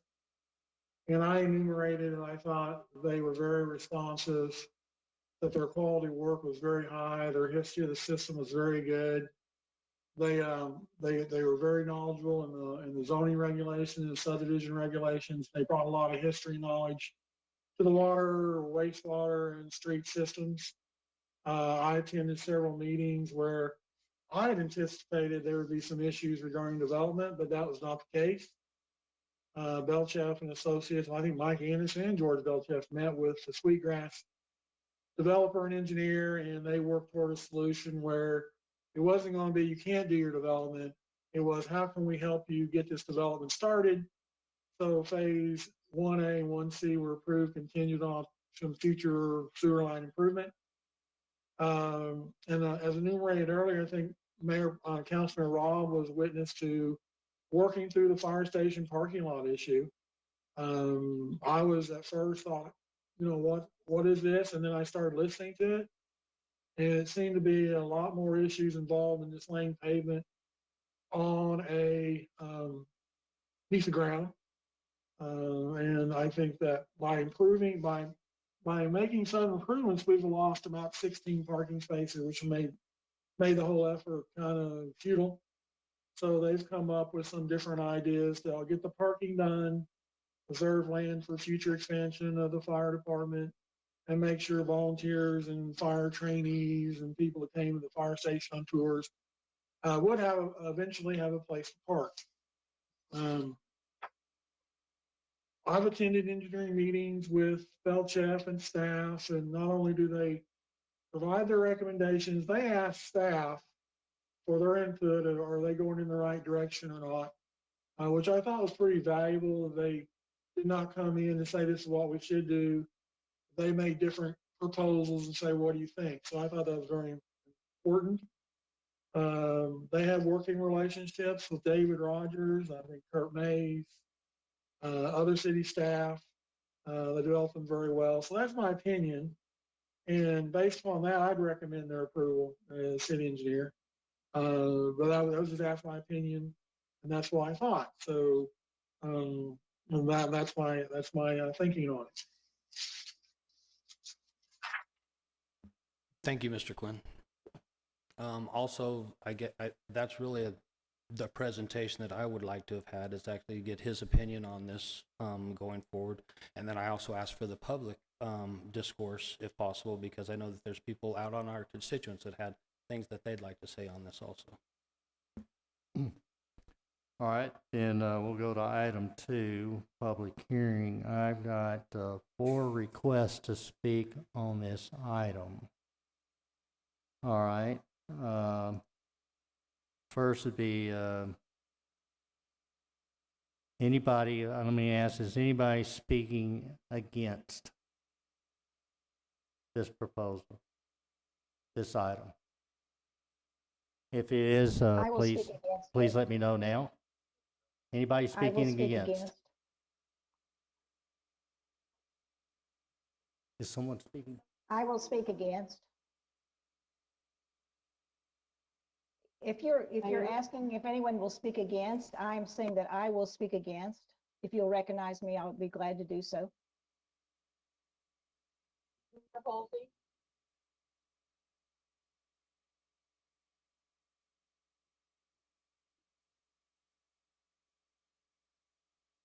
Mayor Holsey. Ms. Hilborn, is that you that's speaking against? It is. Ms. Hilborn, please go ahead. Thank you. Patricia Hilborn, 2207 Virginia Lane. Let me start by saying that I will respect the decision of the council. And I'd like to remind the council that you already voted on this issue on August the 2nd, at which time the measure to make this appointment failed. My objection is to the process by which this engineering firm was chosen. Was not transparent. And I also object to the lack of fiduciary responsibility in analyzing the costs that are going to be involved with hiring any consulting engineer. I believe that in order to make a responsible, objective decision, the council needs to review other possible engineering firms. And I provided the council with a list of 22 cities on the same list that Mr. Hulsey provided to you, that he said did not have in-house city engineers. So I personally called each one of 22 of those cities that did not have in-house engineers just to inquire what engineer they did use, got those consulting engineer names, and provided it to the council. I didn't hear back from anybody as to whether they followed up with any of these cities to find out why they had chosen these engineers. But none of them employ Mr. Belcheff's firm. That's not a reflection of Mr. Belcheff. That's just the luck of the draw of the 22 cities that I called, I guess.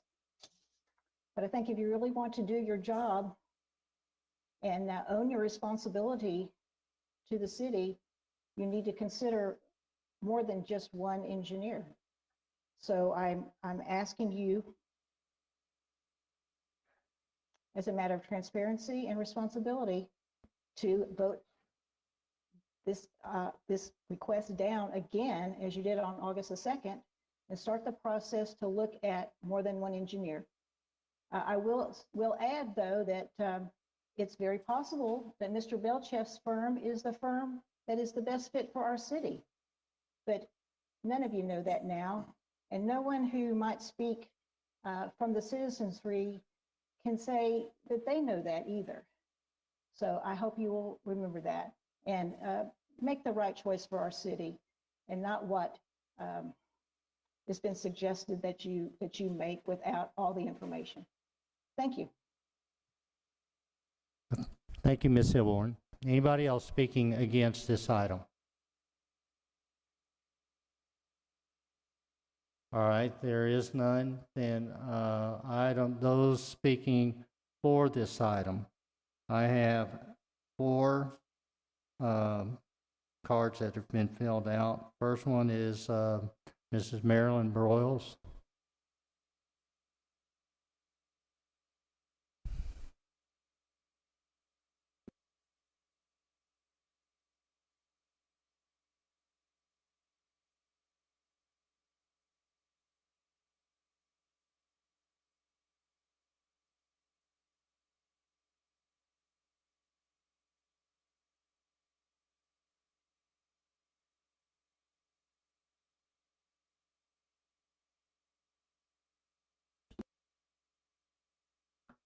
Okay, I got it. Hello, my name is Marilyn Broyles, and I'm a resident at 1406 Nettle Lane, and I will be speaking in favor of the agenda item number 8K. First, 8K, correct? First, I really have to take offense to Ms. Hilburn's comment about us that are speaking, that we don't know what we're talking about, basically. And I'm trying to be really nice to you, Mrs. Hilburn, but it's kind of difficult when you keep trying to influence the city council with your position on different matters in the city council when you were voted off of the city council by almost 75% of the voters in this last election. But yet you continue to impose yourself, and that's your right as a citizen. But to discount everybody else, that's not right, and that's not fair to the rest of us. You know, there was a group of us that got together. We're very interested in the city of Haslet and what's going on and the changes that have been made, and we only want what's positive for Haslet. And we got together because we think it's important to hear a collective voice and not just one or two individuals on your opinion. And so in 100-degree weather, myself and these ladies behind me got out and went door to door to talk to our neighbors about what they were concerned about, not just this particular item, but in general, what they're concerned about in Haslet. And my conversations ended up being 15 to 20 minutes with every neighbor, and it's 100 degrees outside. So I'm offended that you just, you know, insult us like you just did. I think it's very, very important that the city council take into consideration the voice of the people, because it's our city. And so to ensure that we are representing the citizens of Haslet, we took a petition out to the community so that their voice could be heard concerning the selection of a city engineer. This is an important part of the platform for our current mayor, who was voted in this last election, to affirm that we represent the citizens of Haslet. We request that the City Council select Belcheff and Associates, Inc. to be the city engineer for Haslet. A Citizens of Haslet, Texas petition for city engineer choosing Belcheff and Associates has been signed by 190 individuals. And let me say, they're well-educated individuals that know about engineering and the different aspects of city government, that we represent the city of Haslet. This has been submitted to the council. Belcheff has proven themselves when they worked for the city until 2015. And then when they were asked most recently by this city council, they stepped up to the challenges on an interim basis to assume work on critical projects after the in-house city engineer resigned this year. Currently, there are over 20 active projects in Haslet that require the expertise and experience that Belcheff possess. We do not believe it is in the best interest of Haslet to hire another in-house engineer or go through the bid process to select another engineering firm, which would take months. It is important to maintain continuity and understanding of the properties being developed in Haslet. Their technical and communication skills have already shown to be a valuable asset in dealing with the Sweetgrass development and modifications to the firehouse parking lots. We ask that Belcheff and Associates, Inc. be immediately named the city engineer for the city of Haslet. Thank you for your time and consideration. Thank you, Mrs. Broyles. Next I have is Ms. Joette Keene.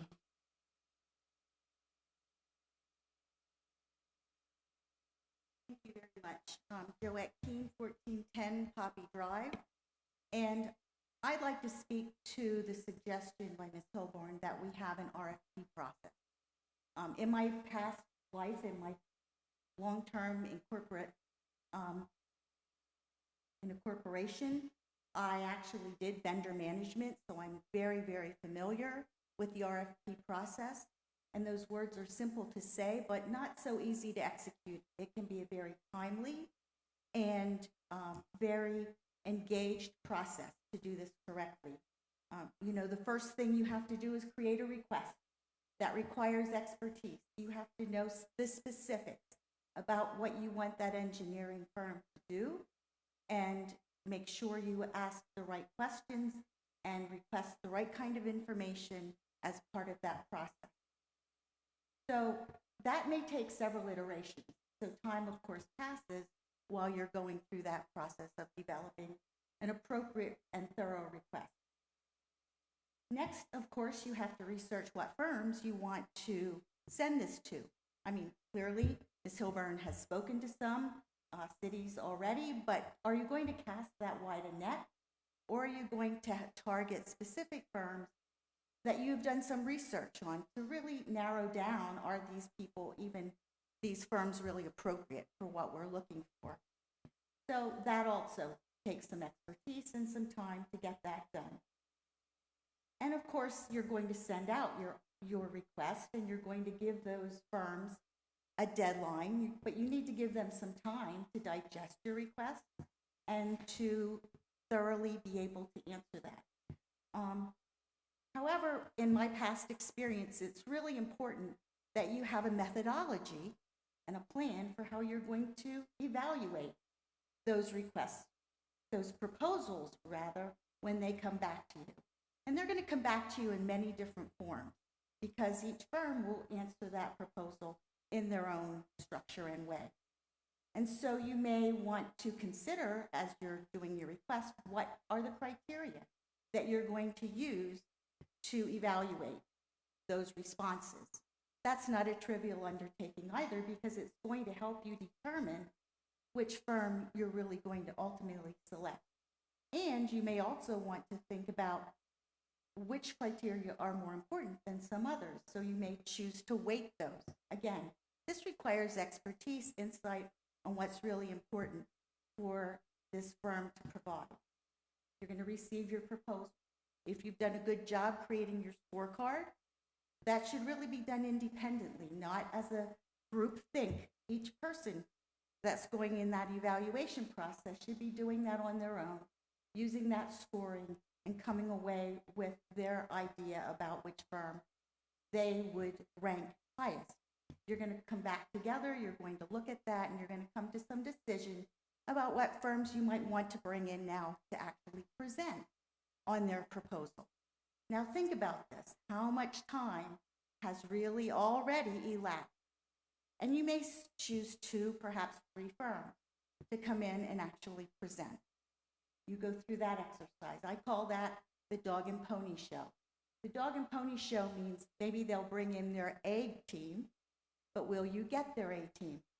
You better be very careful in how you evaluate who they're going to actually give you to do the work, because you don't necessarily know that in that presentation phase. So finally, after all of this, you're going to score them again from their presentations. You're going to look at how they stack up against one another, and you're going to rank them, and you're going to decide what firm you may choose to take the most important step now that you finally can get to talk about cost and to get them under contract and to do that negotiating. All of this is not trivial. In my background, I know this can take 3-5 months to do a thorough job. And so I listened to Mr. Quinn speak eloquently about what Belchef has already demonstrated. I understand that they've had a past experience with Haslet for many, many years without incident. They've come in and stepped up when an interim was needed, put forth the effort to come up to speed on the multitude of projects that we had going on, already demonstrated that they could save us as a city money by finding and dealing very professionally with an issue with sweetgrass that they found. So what's the value add, really, of this whole exercise that's being proposed? To go out and spend 3 to 5 months, spend extra time and energy by this council or whoever you engage to do this work. Really, what's the value add? And I think it's important. Listen to, if you don't listen to my voice, listen to the voice of the community. We went out and spoke with people about this, and they said overwhelmingly, we should move forward. Get this off the plate and get it done. Thank you.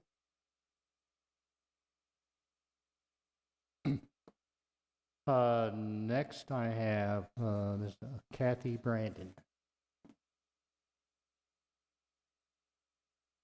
Thank you, Mayor and Council. I'm Kathy Brandon, and I live at 213 Bain. I'm a 36 years senior citizen here in Haslet, and I am in favor of the contract. I would like to remind you about the August 2nd council meeting and what you guys told us. We were listening, and we're concerned citizens, and we only want the best for the city.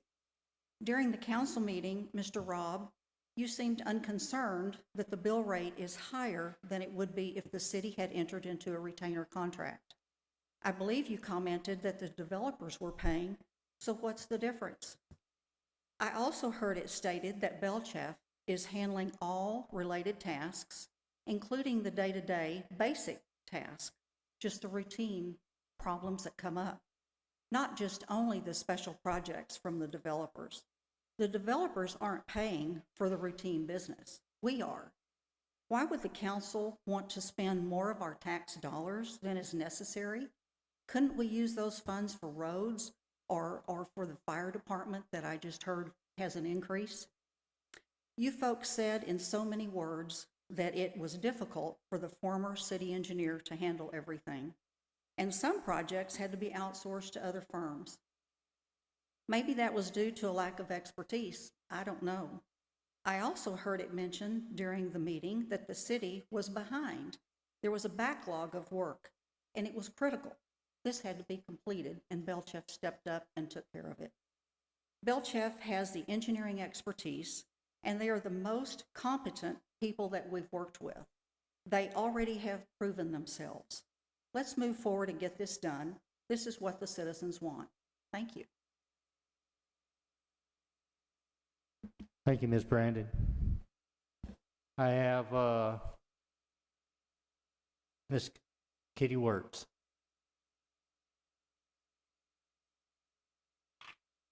Thank you, Mr. Mayor and City Council. My name is Kitty Wertz, and I live at 205 Thistle Drive. And I ask the question, why is this such a big decision for the City Council? Don't we have bigger problems in the city to solve? Traffic congestion, for one, comes to my mind.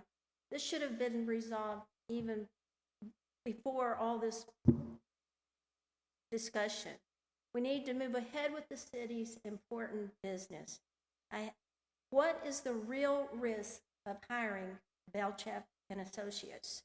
You just heard that cost doesn't even enter into play until you've made a selection on the firm. Legally, I believe our lawyer said that you can't discuss cost, even though Ms. Hilborn said that should be a major factor. I don't believe it should be a major factor. I think service is what needs to be a major factor in our decisions.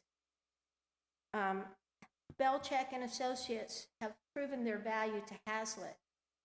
Their fee, their retainer fee of $90,600 annually is not out of line with market cost. We have a lot of engineers in the community, and I spent a lot of time talking to them as I was walking around. And all of them said that this was market rates, and that easily for a good engineer. And that if you couple benefits along with this salary range, it would even put the cost of having a private engineer over the amount of what the firm is asking of the City of Haslet. And if we do a private engineer, they wouldn't have the depth, the knowledge, the coverage, and the experience that Belchef has exhibited with their stepping in and supporting us with our municipality issues. It's very difficult right now to find good, experienced employees to fill important roles like this one. And any delays, be it with an individual engineer or another firm selection, will cost the city more money, precious money that Haslet doesn't have to afford to be able to spend foolishly. Looking back over the past recent months, Belchef has proven their value very effectively. And with the review of the Sweetgrass subdivision Phase 1A and Phase 1C at the council meeting on August 16th, there was 19 pages of detailed write-up of misinformation the developer had not provided. That was called out by their engineering review. They cited issues regarding general construction, sanitary sewer lines, gas well roads, flood study, grading plan, storm drainage, off-site easements, paving plan, sidewalk plan, and they even missed fire hydrant. This is the kind of experience this engineering firm has. All very important major issues. And if these things hadn't been corrected to final approval before the developments was approved, Haslet may have had to pick up some of these costs down the line. Again, Haslet cannot afford these kinds of major mistakes and overlooked issues. Another safeguard the city has with this contract with Belchef is the city can terminate this agreement with a 30-day notice. Therefore, we're not locked into any service agreement that we find subpar if that occurs. Again, I ask, what's the real risk of hiring Belchef and Associates? Remember, the city council is an elected official assigned to do the work of the city. By evidence of these signed petitions, the Haslet community is asking you to approve Belchef and Associates as their engineering firm today. If you choose to vote them down, you owe the citizens an explanation of that decision. Your vote will go on record, and it will not be forgotten in future elections. Our mayor, Gary Holsey, was elected in May by an overwhelming number of citizens. And you, as our city council, owe him your respect and support to move Haslet forward. This engineering firm is the firm he has chosen. Belchef knows Haslet, and we know them. I believe they're the best fit for the city, and I'm in support of hiring them. Thank you. Thank you, Ms. Wertz. I've got to say, listening to all four of you, that whether you're for it or against it, it's rather powerful. And I'm moved by it myself. And to have 190 signatures right here by a group of people that are very familiar with the term and understand what they're reading and what they're signing. I would take this to heart, Council. Take it to heart. This is government by the people, for the people. We are their representatives. If you have something negative towards the firm, then that's your reason, but express it. The people just want to know. That's all they want. They want to know. If there's a down vote, why? I know part of the process here, you know, is part of the issue is I'm following state law. State law says the mayor shall appoint. Well, there are some folks just don't agree with that state law, that the mayor shall appoint, that there needs to be a RFP process, and we bring in 3, 4, 5 firms, and the council selects that, and I can understand that, and it may have been the way it's been done in the past. But none of that was following state law. I'm standing on state law and will. But more importantly, I'm standing on the people of Haslet right here. It's right here. This is the citizen speaking to you, council. Anyway, is there any others? That's all that I have that had turned in cards. So I'll close the public hearing. I'll go to item 3. Discuss, consider, and act. I'll open up the discussion. Okay, this is Mayor Pro Tem Morrow, and I appreciate the opportunity to talk and explain why I feel the RFQ process is so important. One, I think it allows the council to select the person we feel has the best qualifications for the job. And if it was I'd use the analogy talking to homeowners and citizens in Haslet when I met with them. If I was going to go out and put a new fence up, I would definitely use more than one person to give me a bid. If I was when I put my pool in, I use multiple bids. When we put up our metal shop, I'm going out and getting multiple bids or recommendations. So I feel that having the onus for my own property and my own money, I feel it's a financial responsibility to have that for the citizens and the taxpayers. One lady mentioned that spending more of our tax dollars necessary is not what they want, and I agree. I feel that it's our due diligence to go through the process and try to make sure that we have the most qualified person. Now, I'm not saying that's not Mr. Belcheff. I agree with the petition that an in-house engineer is probably not where we're at right now. We might go back to it at some point, but at this time, I agree that contracting is the way to move forward. And I also commend them for coming out and speaking having their voice and speaking their truth. And I appreciate the 5% that signed the petition.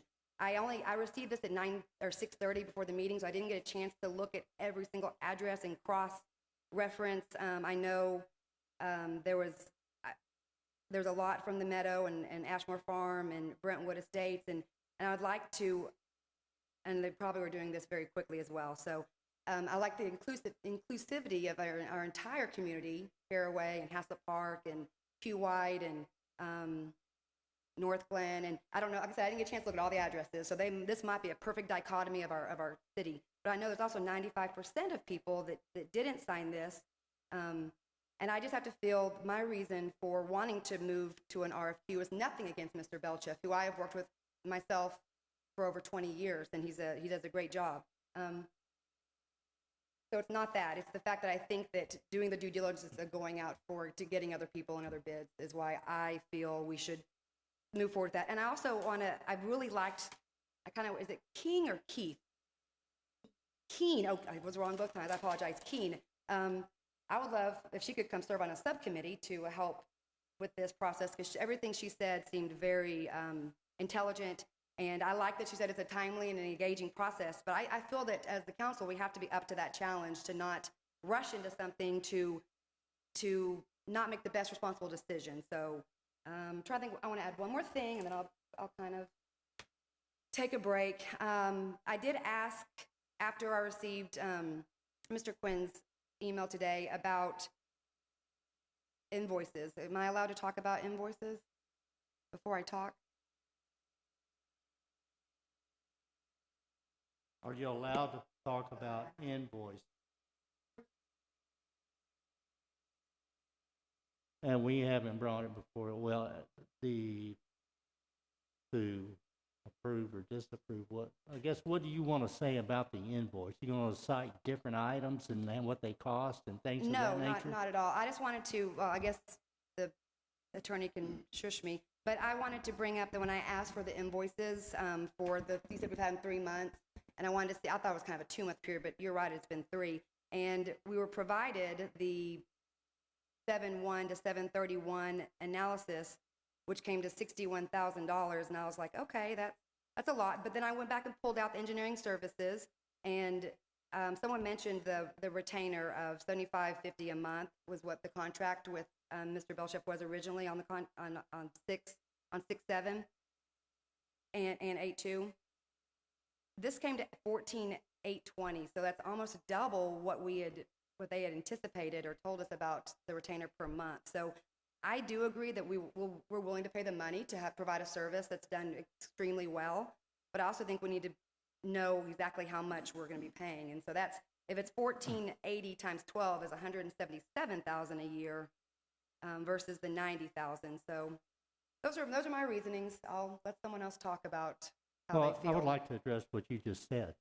Is that $14,000 and some change is because we added a lot of additional work to them.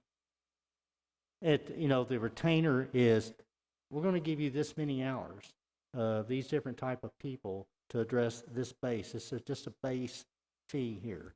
Now, can they do everything that we have to do within that base fee? Maybe some months they can. Maybe some months they can't.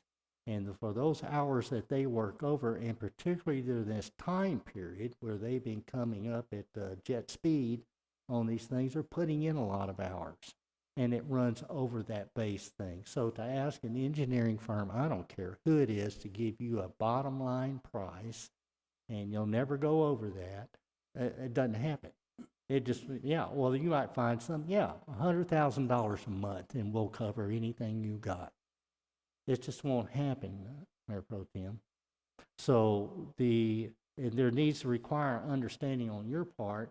Is like, some month I had, just the minimum amount of work for you. There are other months that, the park department wants you to look at this.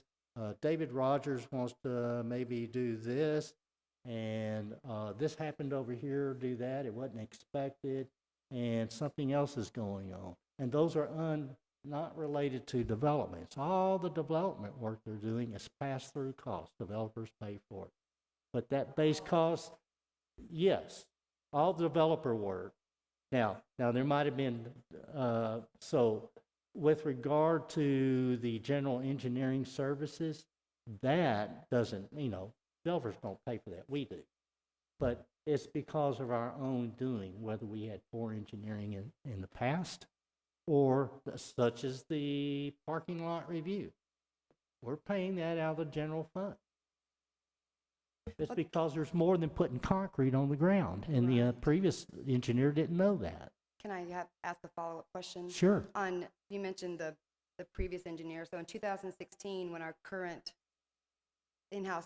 previous in-house engineer replaced Belchif and Associates, do you know what the reason was for that? I mean, I do not, but I was just curious. I know it was purely because of a financial reason. Mr. Cohen can step up and speak to that if he will. But I have spoken or met at length with him on this. It was purely financial, what appeared to be a financial savings. But in this analysis that Ms. Hilborn has criticized, and that because I didn't include all the way up to January, well, in the analysis at the header it states, this was the last full fiscal year. So it was 12 months of that fiscal year that I looked at, and I brought everything up to current dollars. So the dollars were analyzed to current value for the employee that we had, employees too, required to fill what they did at that time in 15, 16, because they were covering reviews as well as engineering. And it turns out that I think between the two employees, it's like $300,000 a year versus $150 or so for Belchif and Associates that we apply. So it's let alone having to go back and address the errors that were made. So our previous Belchif? engineer. Oh, talking about in No, I'm talking about 2015, 16? No, there were none there. Belchif and Associates in, between 1999 and 2016 when they was relieved, there were none. There were none. So that's a track record everybody's speaking about. There were no errors. There was no reconstruction of a road or anything else. There were no complaints about how they dealt with citizens, which I had many of. So there's a lot of quality in a firm. Now, the other thing I wanted to mention is you're talking about the RFP process, and I know all of you have the local government code, and I'm quite sure that all of you have read what this process is. It states that when a position is open in one of these positions, such as city engineer, it states the mayor shall appoint and the council shall confirm. It doesn't say And I guess that, and here at the heart of it, the council wants me to go through an RFP process. You know, I recognize I've got over 30 years as a professional engineer, practicing mechanical engineer, and I was one of the tops in my field. And I've spent a career working in the building systems of national projects, national laboratories, and things of that nature, very large hospitals.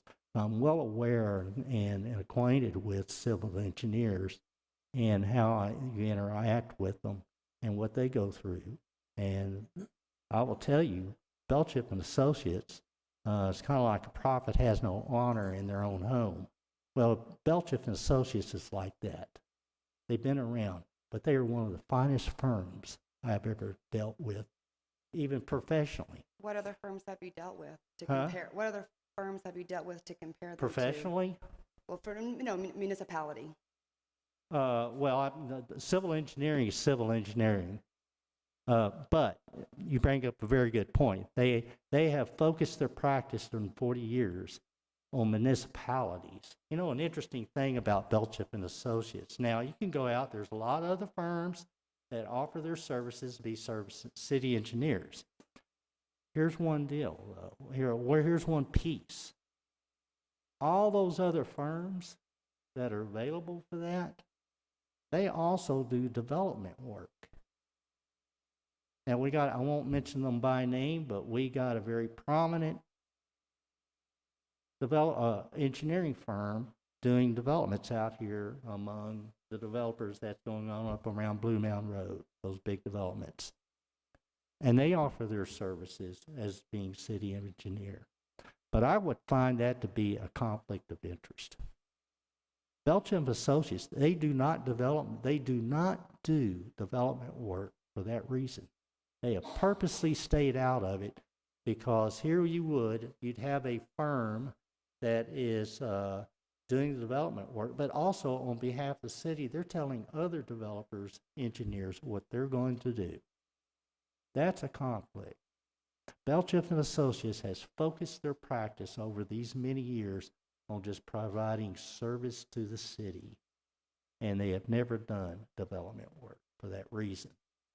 So there's a lot to this that I know that you're not all engineers. You've dealt with engineers, but I've been in the weeds with them.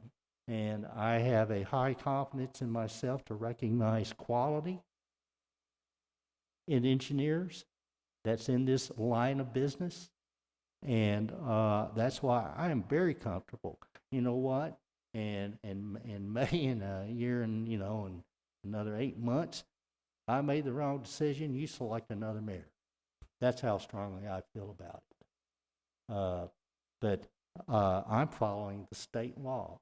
And so tell me then how going through an RFP process fulfills state law.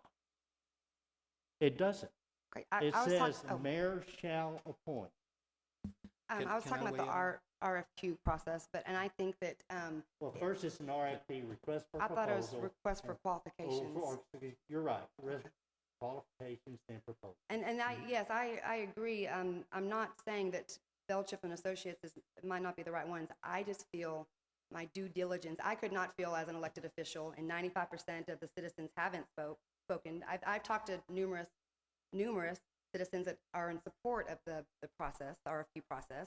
They're not here. They didn't sign a petition. But are you in support of the state law? But of course. Okay, but I also feel you're not letting me honor the state law by insisting on an RFP process, RFQ process. The state law is to actively ensure that laws and ordinances of the municipalities are properly carried out, correct? No, I'm talking about the one specific line item. Let's get past that. And it states 22042A? It says, can I come over and show it to you? I don't have the number in front of me. Yeah. And then I can pass it down and you can read it. But no, I'm definitely for state law, 100%. I just would feel comfortable sleeping at night knowing that I've been transparent and tried to make sure that we have the process sent out to everybody to, and another comment was made is they stepped up. And I agree, but they're also the only ones that were asked to. So who knows who else would have stepped up? It was mentioned that other cities have engineers that they contract with. And so I know there are others out there, Freeze, Nichols, and Argyle. And that's also Trophy Club. Teague, Nail, Perkins, and Forest Hill and Everman. There's a lot. Burkhoff, Hendricks, and Carter, Jacobs Martin, that specialize in municipality engineers. I want to make sure everybody understands that I believe that unity does not always equal uniformity. And I think the diversity of thought is a good thing, and that I feel as an elected official, I need to ask these questions, and this is truly how I feel is the best way to move forward. It's nothing against Mr. Belcheff or you personally, Mayor, or the state law. All right, here's the section to read. I put a line on the outside. It's 22.01, subparagraph E. If you'd read that out loud.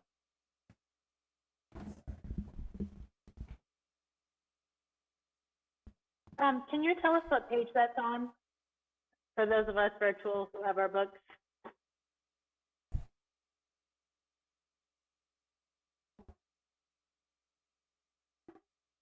Right on the right-hand side. Thank you. It's page 19. And I'm You might want reading. to read the paragraph at the very top and then that one. I'm reading, yes, the filling vacancy on governing body or in other municipal office. And then E says, if a vacancy exists in any other municipal office, the mayor or acting mayor shall appoint a person to fill the vacancy subject to confirmation by the governing body. So on municipal office, is that an elected official or a staff member? That's a staff member. So municipal office, when you go back up, city secretary, city engineer, city attorney, our treasurer, which is our financial director, the city secretary, and I already mentioned that, and any other office that you created, such as planning and zoning director. And that person you install is an officer in that office. So the mayor appoints in a vacancy. And that's what I keep referring to when I'm saying I'm going by the law. It says the mayor shall appoint. So I guess I'll have to, if Mr. Alabon can, if I'm incorrect or I'm reading this incorrectly, then I apologize. Can you shed some light on that? Sure, I'd be happy. That section that you just read actually stands for the proposition that the council controls the appointment. It's all subject to council's. Can you repeat that? Get closer to the mic because we can't hear you very good. Okay, I'll move a little closer to see if it helps. That section says that the appointment is subject to the council's confirmation. So the council actually controls the appointment. And I think if the council wants to go out for an RFQ to consider and see what else is out there, I think you have the ability to do that. But that's your opinion, Mr. Alabon. It's nothing by case law or anything else. It's strictly your opinion.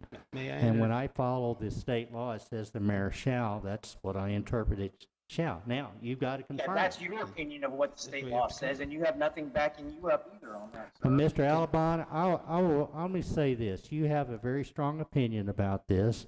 Now, you are a consultant to the city. Now, when you want to argue with me, you're arguing with this governing body as well and the people of Haslet. So I suggest you show some respect. You can differ, but keep your behavior in check. May I please interject? I This appreciate that. council- Excuse me, Mr. Alabon, Mr. Ricks has the floor now.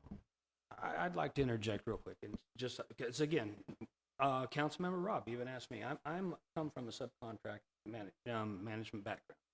If we know what we're going to write, as who's going to write that, especially what Ms. Keene said, you can go out for this type of stuff, but I also understand that this is more of a capabilities. That's the reason they're asking for secretary. That's the reason they're asking for attorney. That's the reason they're asking for engineer. You're looking for someone that can perform capability. You're not looking to get the best price. You're not looking to look at technical, because I don't know if we have anyone on staff or here that can actually write an RFP and an RFQ to ask for all the right questions in that. And then if you go by exactly what Mayor Halsey said, this is just like the executive branch. They appoint, the legislate, we actually approve it or not approve it. So if we don't approve it, like we've had in the past, then it's up to the mayor to appoint someone different. Then we approve or disapprove. It's an appointment process. It's like the executive versus the legislative. We're the legislature. We're the checks and balances, whether we like them or not. So my question is more of the aspect of, do they have the capabilities to perform the job? Because I don't think any of us, I myself being an engineer firm, Lockheed Martin, Warren, you came from Lockheed Martin also, do we have the capabilities to write an RFP or an RFQ for people to respond to properly? I don't know if anyone can here. How do cities do it all across Because the they look state? for capability. I'm sure that what they're looking for is saying, is this firm capable of performing the job? And that's what Mayor Halsey would say. I think what he's saying is this firm he feels is capable of doing the job. You brought up invoices.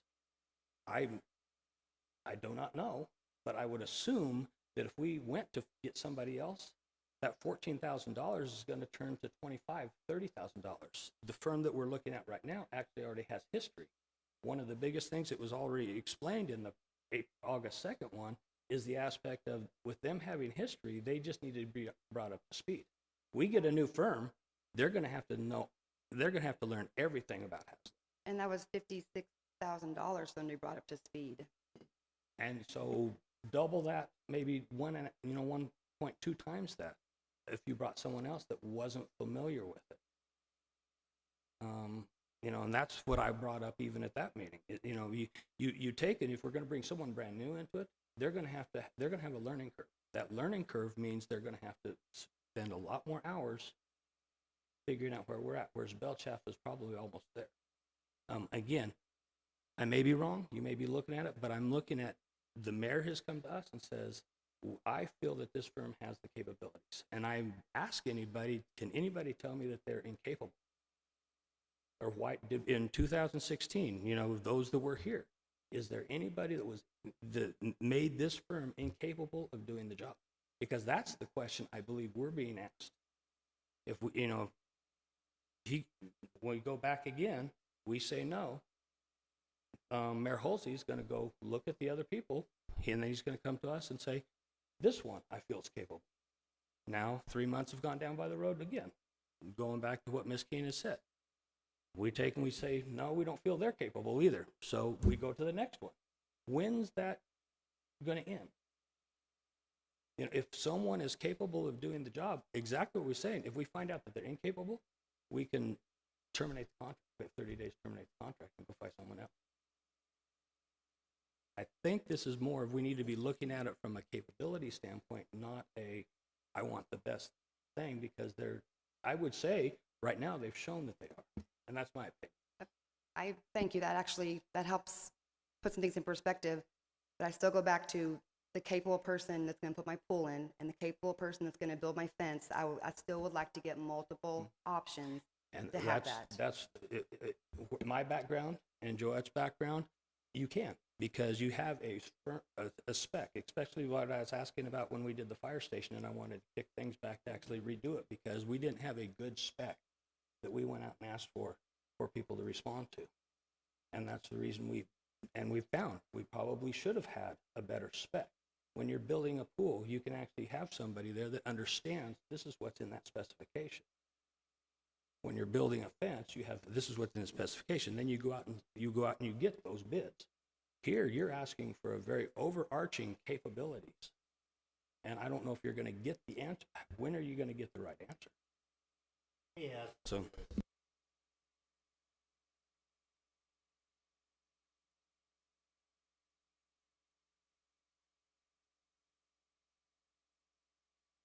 If someone is talking, we can't hear them virtually. I'm sorry. Talking with council member, I got a little relaxed there. Is council member or Mayor Pro Tem Morrow, that you're an expert in coaching, and particularly fast pitch softball, and you're very good at it. And you have years of experience, and besides experience, you know the technical aspects of it. So you got a career behind that. And you can probably go out and, let's say, some tryouts. You got 20 girls out there want to try out for pitcher. And you can look in just a very short amount of time pretty well assess who the best pitchers are. There are characteristics that you're looking for. There's capabilities that are key that you're looking for. Do you need to go through every 21 of them? Sure, you might let them all try out. But in a very short order, you pick them out because of your experience and expertise. You recognize it when you see it. It's in front of you. I've done that same thing with Belchip and Associates. Now, it might boil down to a matter of the council trusting me, making that and going on my expertise. But unless you have that expertise, you can go through 100 RFPs. Now, how would you know? You can even go through the interview and the dog and pony show, and I've been through a lot of them. You don't know. You can go through the negotiation and get to, you start out with your chosen one. Okay, well, he's too high, brother. You know what? Let's call our number 2 rank. And we negotiate with them. You could find, be successful on negotiating a price that you're happy with. At the end of the day, you're hiring a firm, and you don't know who they're going to send you because you're not interviewing the individual that's going to end up working for you. The thing about Belchuk and Associates, we know every one of them, and they've all been working for us for years. And we have that personal experience with them, and they have that track record of success. And they have respect for from the other developer engineers. They have complimented what we thought, everybody here, that we were going to go try to tear these developments down. No, we're in there trying to help them succeed without costing the City of Haslet money. And they have complimented that firm on that. They're very assistive in that. So, If I have one other thing I could interject. Go ahead. And again, that was the biggest reason when I asked for this to come up one more time. I asked for at least Jim, Mr. Quinn's opinion and what he would recommend. I said, I would like an opinion paper from you because, again, we're looking at capability.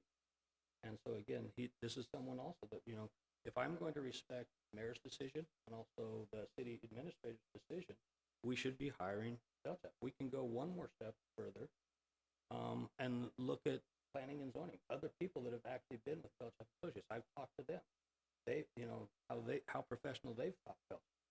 Again, I've been trying to do a little bit of due diligence also based upon things too, because to me, again, it's capability. So when I'm getting the people around and they're saying they are comfortable with them, they're seeing what they've done, because that's really the question. If they're capable of doing it, then why are we not moving forward?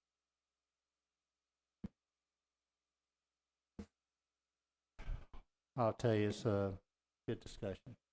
It's been a good discussion. Right, and it's nothing personal about trust or not, or respect. I feel that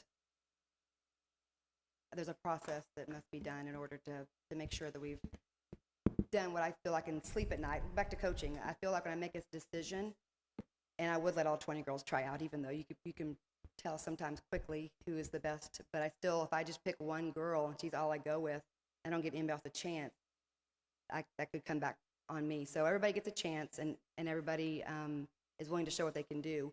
And then once the decision is made, we go with it. I value Mr. Quinn's input as well. I assume he's been in every single meeting with Belchuk Associates, and he's been directing them to do certain projects, and he's been a part of the process. He's been to one P&Z meeting, I know that. So I'm not sure how closely he's been working with Belchip and Associates, but I think that, you know, I do respect his opinion as well as yours. But ultimately, and that's why we're a council, and it can be 4 to 1, but I have to feel what I need to do is right for the citizens. Well, I think if you're concerned about that, Yes, Look at this 5% is no, is it's very, not 5%. of our population. How about, are you counting the children too? That's what I was counting was the Children, children also? I know children sign this, like there are children that sign this, correct? Or young, no, I mean like young adults, like, These are all adults. so 18 and older. These are residents. These are voters. I didn't mean like a child or a toddler. That's not You what I just was said implying. children. Yeah, I said children, like young adults, like people. So I don't know. I got it at 6:30, so it's hard for me to look at every single person's information of where they live and who Yeah. pays taxes. And I Okay. apologize that I didn't have that information. But yes, this is 5% of our population, correct? That's the wrong way to look at that, Okay, and that's- you know it. Thank you. That's how I want to look at it, but I appreciate. Well, you look at it however you like. Okay, I thank you, sir. understand. Thank you. All right. Well, is there any, I know that, I guess Mr. Ricketts, go ahead. I would have one other thing. Again, if we go forward with this and then and I'm just going to say a scenario that it does get voted down. I think what's going to happen next is then you're going to find someone else. Would that be correct, Mayor Halsey, to present to council to appoint? Or find? I will continue down the appointment road. But it would still be down the appointment road, and the council would either have to say nay or yay. So again, we're going to be spending a lot of. I would I don't- encourage the council, if yeah. you want to vote it down, come up with a reason. Oh, they did a bad job on a sewer line, or they did the streets out here, and look, they're already cracking. Or they did a poor job over there, or they made this developer mad, or they're very disrespectful to our citizens. They might be able to do everything else, but they're very disrespectful. I would suggest that all you council, the council, know and express why you're saying. That's all the citizens want. If you have a valid reason to vote it down, to say they're not qualified for this reason. And going on, that's a very good way to look at it, Councilman Rickett, is, are they qualified or not? And if they're not qualified, please express why they're not qualified. So that's all I'm asking. That's all the council, the people are asking. If you're going to vote it down, express why. And on an RFQ process is not a disqualification. Say why this firm isn't qualified to do this work. Otherwise, we'll look forever. I just want to point out right quick, the question of whether you have the right to appoint someone or not has been asked before, I believe 3 council meetings before, and it was confirmed by Mr. Alabon that he has the right to do that. Am I correct, Mr. Alabon? You repeat that they have a right to do? This question was asked before, I believe it was three meetings ago, whether the mayor could appoint Belchip and Associates, and you confirmed that he had the right to do so. So this should not be an issue of whether he can or cannot do it. Now, whether we want to appoint him or not, then that's up for each individual council members. Based on what I've heard today from the citizens speaking up, the recommendation by Mr. Quinn, the history that they have with us, then I agree that we should appoint them. But I also agree with you, Ms. Morrow, that you should go out and look for, 5 different fence builders, 5 different pool builders. But if I had the same one do 5 pools or 20 pools and they do a great job, then I'm going to continue to use the same one. And we have a history with them. I think the background work has been done, and they have proven themselves. So in my opinion, we should vote for this. And also look at what the citizens, how many citizens signed this? How many citizens spoke against it? 1 citizen. So I think they speak very clearly. And if we don't listen to them, I think we're going to see it in the polls. So I hope you take that into consideration. Thank you for that comment. I also had 4 or 5 citizens that spoke against to me personally. They weren't here tonight, but I'm trying to weigh all the citizens and their input, not just the ones that thankfully come to the meetings. Yeah, I mean, it's an overwhelming support for this, so I hope you also consider that. And thanks to the citizens that spoke up for and against this, obviously you guys care, and we're going to listen to you, or I'm going to listen to you. I'll speak for myself in that regard.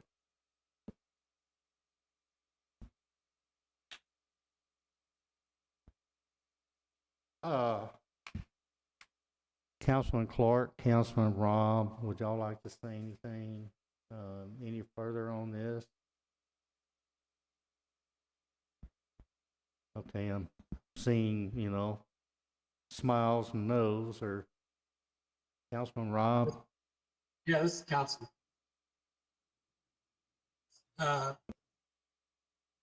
So I'm totally on board with hiring a firm to do our engineering. While there was a fiscal cost savings with our own in-house engineer, I think that ship has sailed.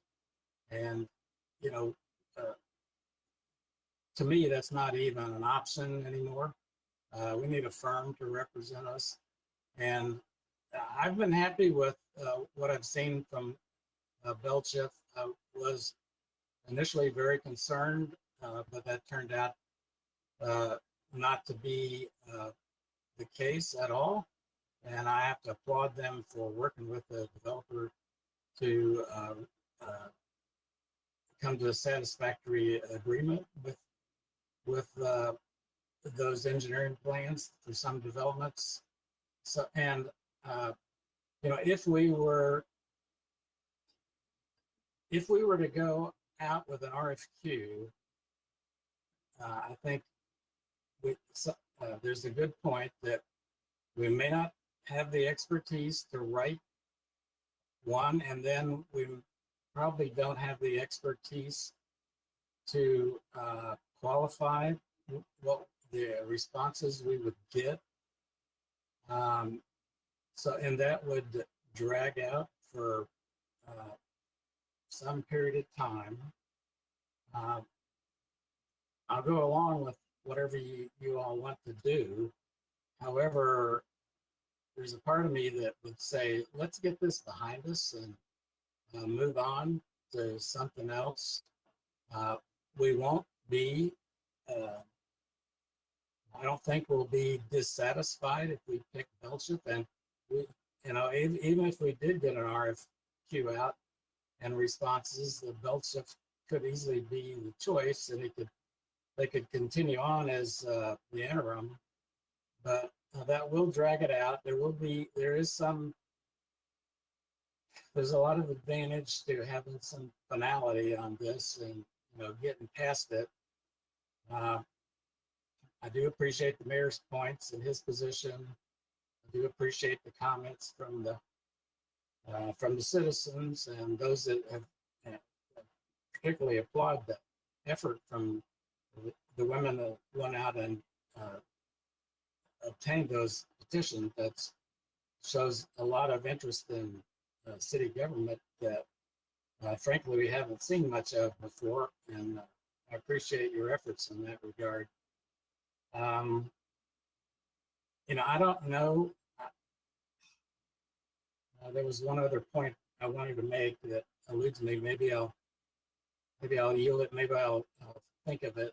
But I know what it was. It was while fiscal responsibility is important, I think what we've heard from the community is that I won't say it's not important to them, but it's a secondary importance that, if we were to find some firm that would do it for less money, that's really not a top priority.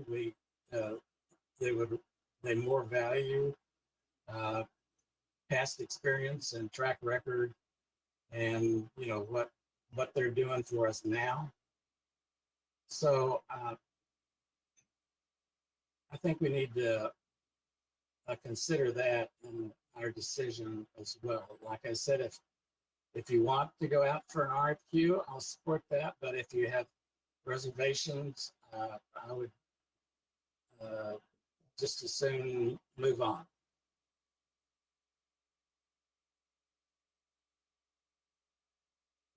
Very well put, Councilmember Rob. All right then.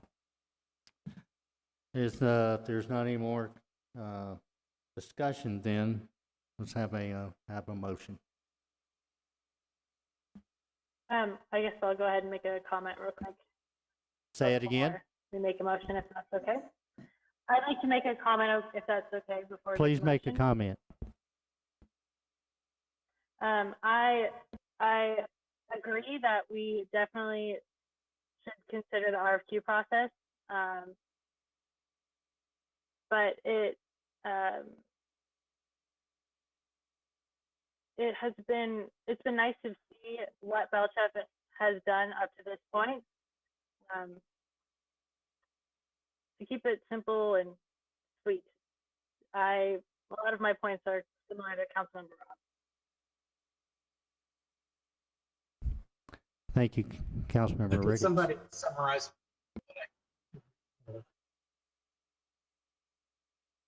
What was We couldn't hear you, Mr. Warren. Could you repeat that? I'm just saying, could someone summarize? I couldn't understand what she said. Oh, Councilmember Clark, would you repeat what you stated? Councilmember Rob did not catch it all. Yes, can you hear me now? I know there was an echo. So everyone, okay. So as much as I agree that the RFQ process is very important, and I do support that process. But at the same time, it has been nice to be able to see Belchef and the work they've done up to this point. And the last comment I made was that I agree with a lot of the points that Councilmember Rob made. So. Understood. Thank you. Did you catch that, Councilmember Rob? Good. I did, thank you. Thank you.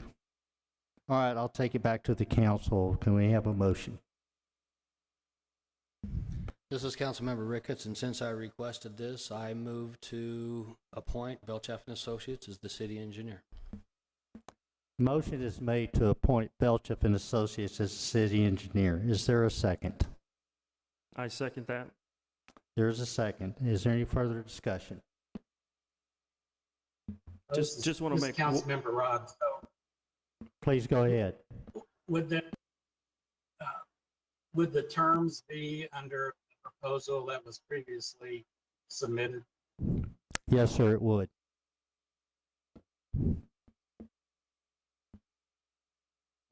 Any further discussion? Just one last point, just so we understand and remember that if we're not happy with these guys, that we can terminate the contract with just a 30-day notice. That's correct. Okay. I just have a question on the timeline. Can you hear me? It's echoing. Please say that again, Councilmember Clark. So I just had a question on the timeline. Councilmember Rob brought up a point about about it being the exact same terms as the original agreement. And I do agree with Councilmember Nahara that I feel more comfortable about that point, that if at some point in the future we start to really question Belchef and Associates, and we can revisit their contract. But can someone remind me what the term is for that agreement? Is it just indefinitely until we decide to terminate it? As I recall, help me out, council. 5 years? Okay, it's a 5-year term, but you can cancel in 30 days, 30-day notice. I think Mayor, that can you mention the I think rate that more that they're giving you some assurance on the rates on a 5-year term like that. Would they happen to be here online? Belchip and Associates, are you online? I think Mike Anderson is. Say it again. Mike I Anderson, are think you Mike here? Anderson is. I'm here. Mike, so here's a question, okay? Yes, And I think many of us, we haven't got the agreement here in front of us. The terms of the agreement is, please confirm, is that for 5 years? And then there's with a 30-day notice of termination. Is that correct? Yes, sir. It's a 5-year appointment with a 30-day cancellation notice, if you will, if you're not Okay, satisfied with their so performance. when we say a 5-year appointment, what is that? Is that saying anything with regard to fees or anything of that nature? Why did we choose, or why did you choose 5-year appointment? I think that's just what we've done in the past with retainer-based contracts. We do look at our rates on an annual basis. We haven't had a rate adjustment in about 3 years, I believe. With our other clients, I think our last rates were from 2018. I don't have the contract in front of me. I didn't know that was going to be a topic of discussion this evening, but if there's something in there that you guys would like us to revise or revisit, we'd be more than happy to accommodate that request. I don't know if it's anything in the back of the council's mind. Would you entertain less than a 5-year appointment? I don't think the 5-year appointment is a deal breaker. Like I said, if we're not satisfied with it, or if we look at the That's right, contract and don't agree with it, then You got a then 30-day, no. in 30 days you can, thank you very much, next. Council, do you have anything for Mr. Anderson? Mr. Belchev is the principal owner of the firm. Mr. Anderson's partner with him that can answer any question, most any question. But if you have any questions for Mr. Anderson, please go ahead.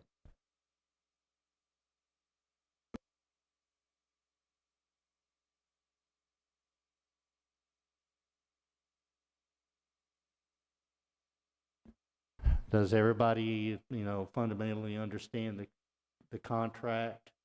You've all seen the fees, 5-year term, but that's what the 30-day notice to terminate. So that's kind of it's pretty riskless, put it that way.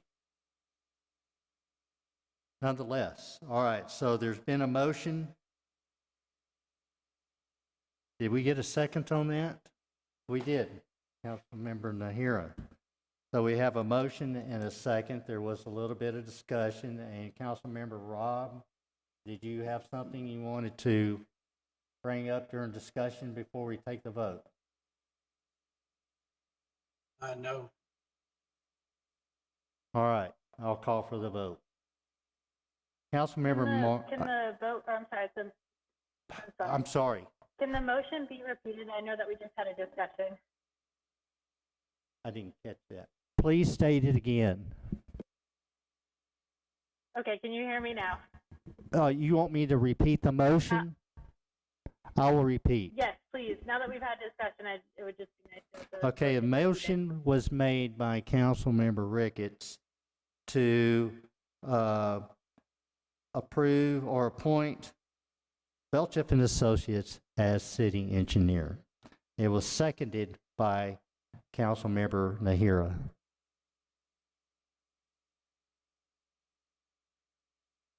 And Okay, that's, I have one quick question. Do we need to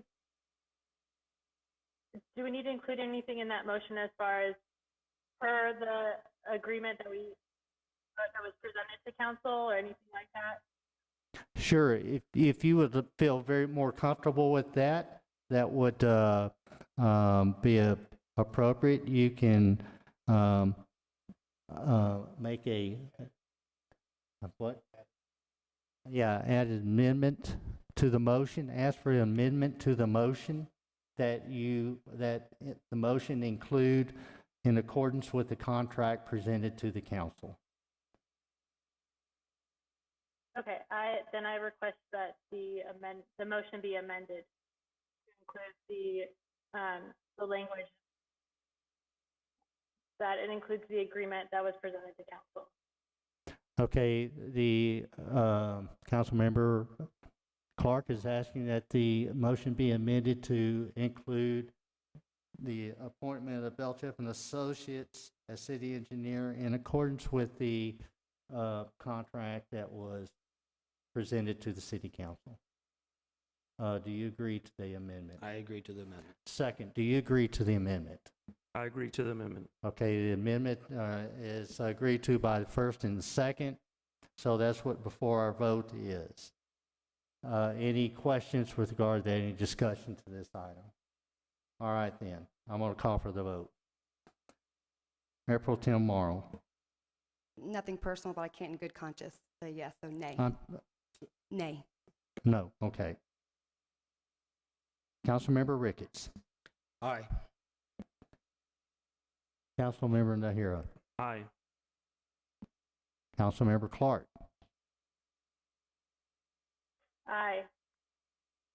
Councilmember Robb. Aye. Thank you, council. Motion passes 4-0. Welcome Belchef and Associates, City Engineers, Haslet, Texas. Council, we have executive session. Can we take a 10-minute break, please? And ladies, I would, executive session will need to resume back here since of the teleconferencing. Councilmember Robb and Councilmember Clark, you have another address to go to for the executive session. It was in an email sent to you. So let's take a 10-minute break and we'll come back and finish this up. Mayor, this is Rob. Yes, I sir. need you to read the executive session posting before we Okay. adjourn into executive session, if you would, sir. What'd he say? Okay, City Council is recessing at 9:48 p.m. and to return in 10 minutes to resume into executive session. Mayor, Yes. would you read the topics posted for executive session before we adjourn into executive session? Read the topic? Yes, I will. Yes, sir. Executive session, the topic, put it up on the agenda. My, what I was provided doesn't have it. What do you want from that? All right. The executive session, section 551.072 Government Code, deliberations about real property and its property acquisition for public facilities. Next item would be 9B in executive session, which is section 551.074 Government Code, personnel matters to deliberate the appointment, employment, evaluation, reassignment, duties, discipline, or dismissal of a public officer or employee. And this specific item is compensation of building official. Sir, Does that, now we can take recess? All right, we are, yes, sir. okay, we're in recess. It is 9:50, and I will we'll reconvene back at, our objective is to be back here at 10 o'clock. Thank you.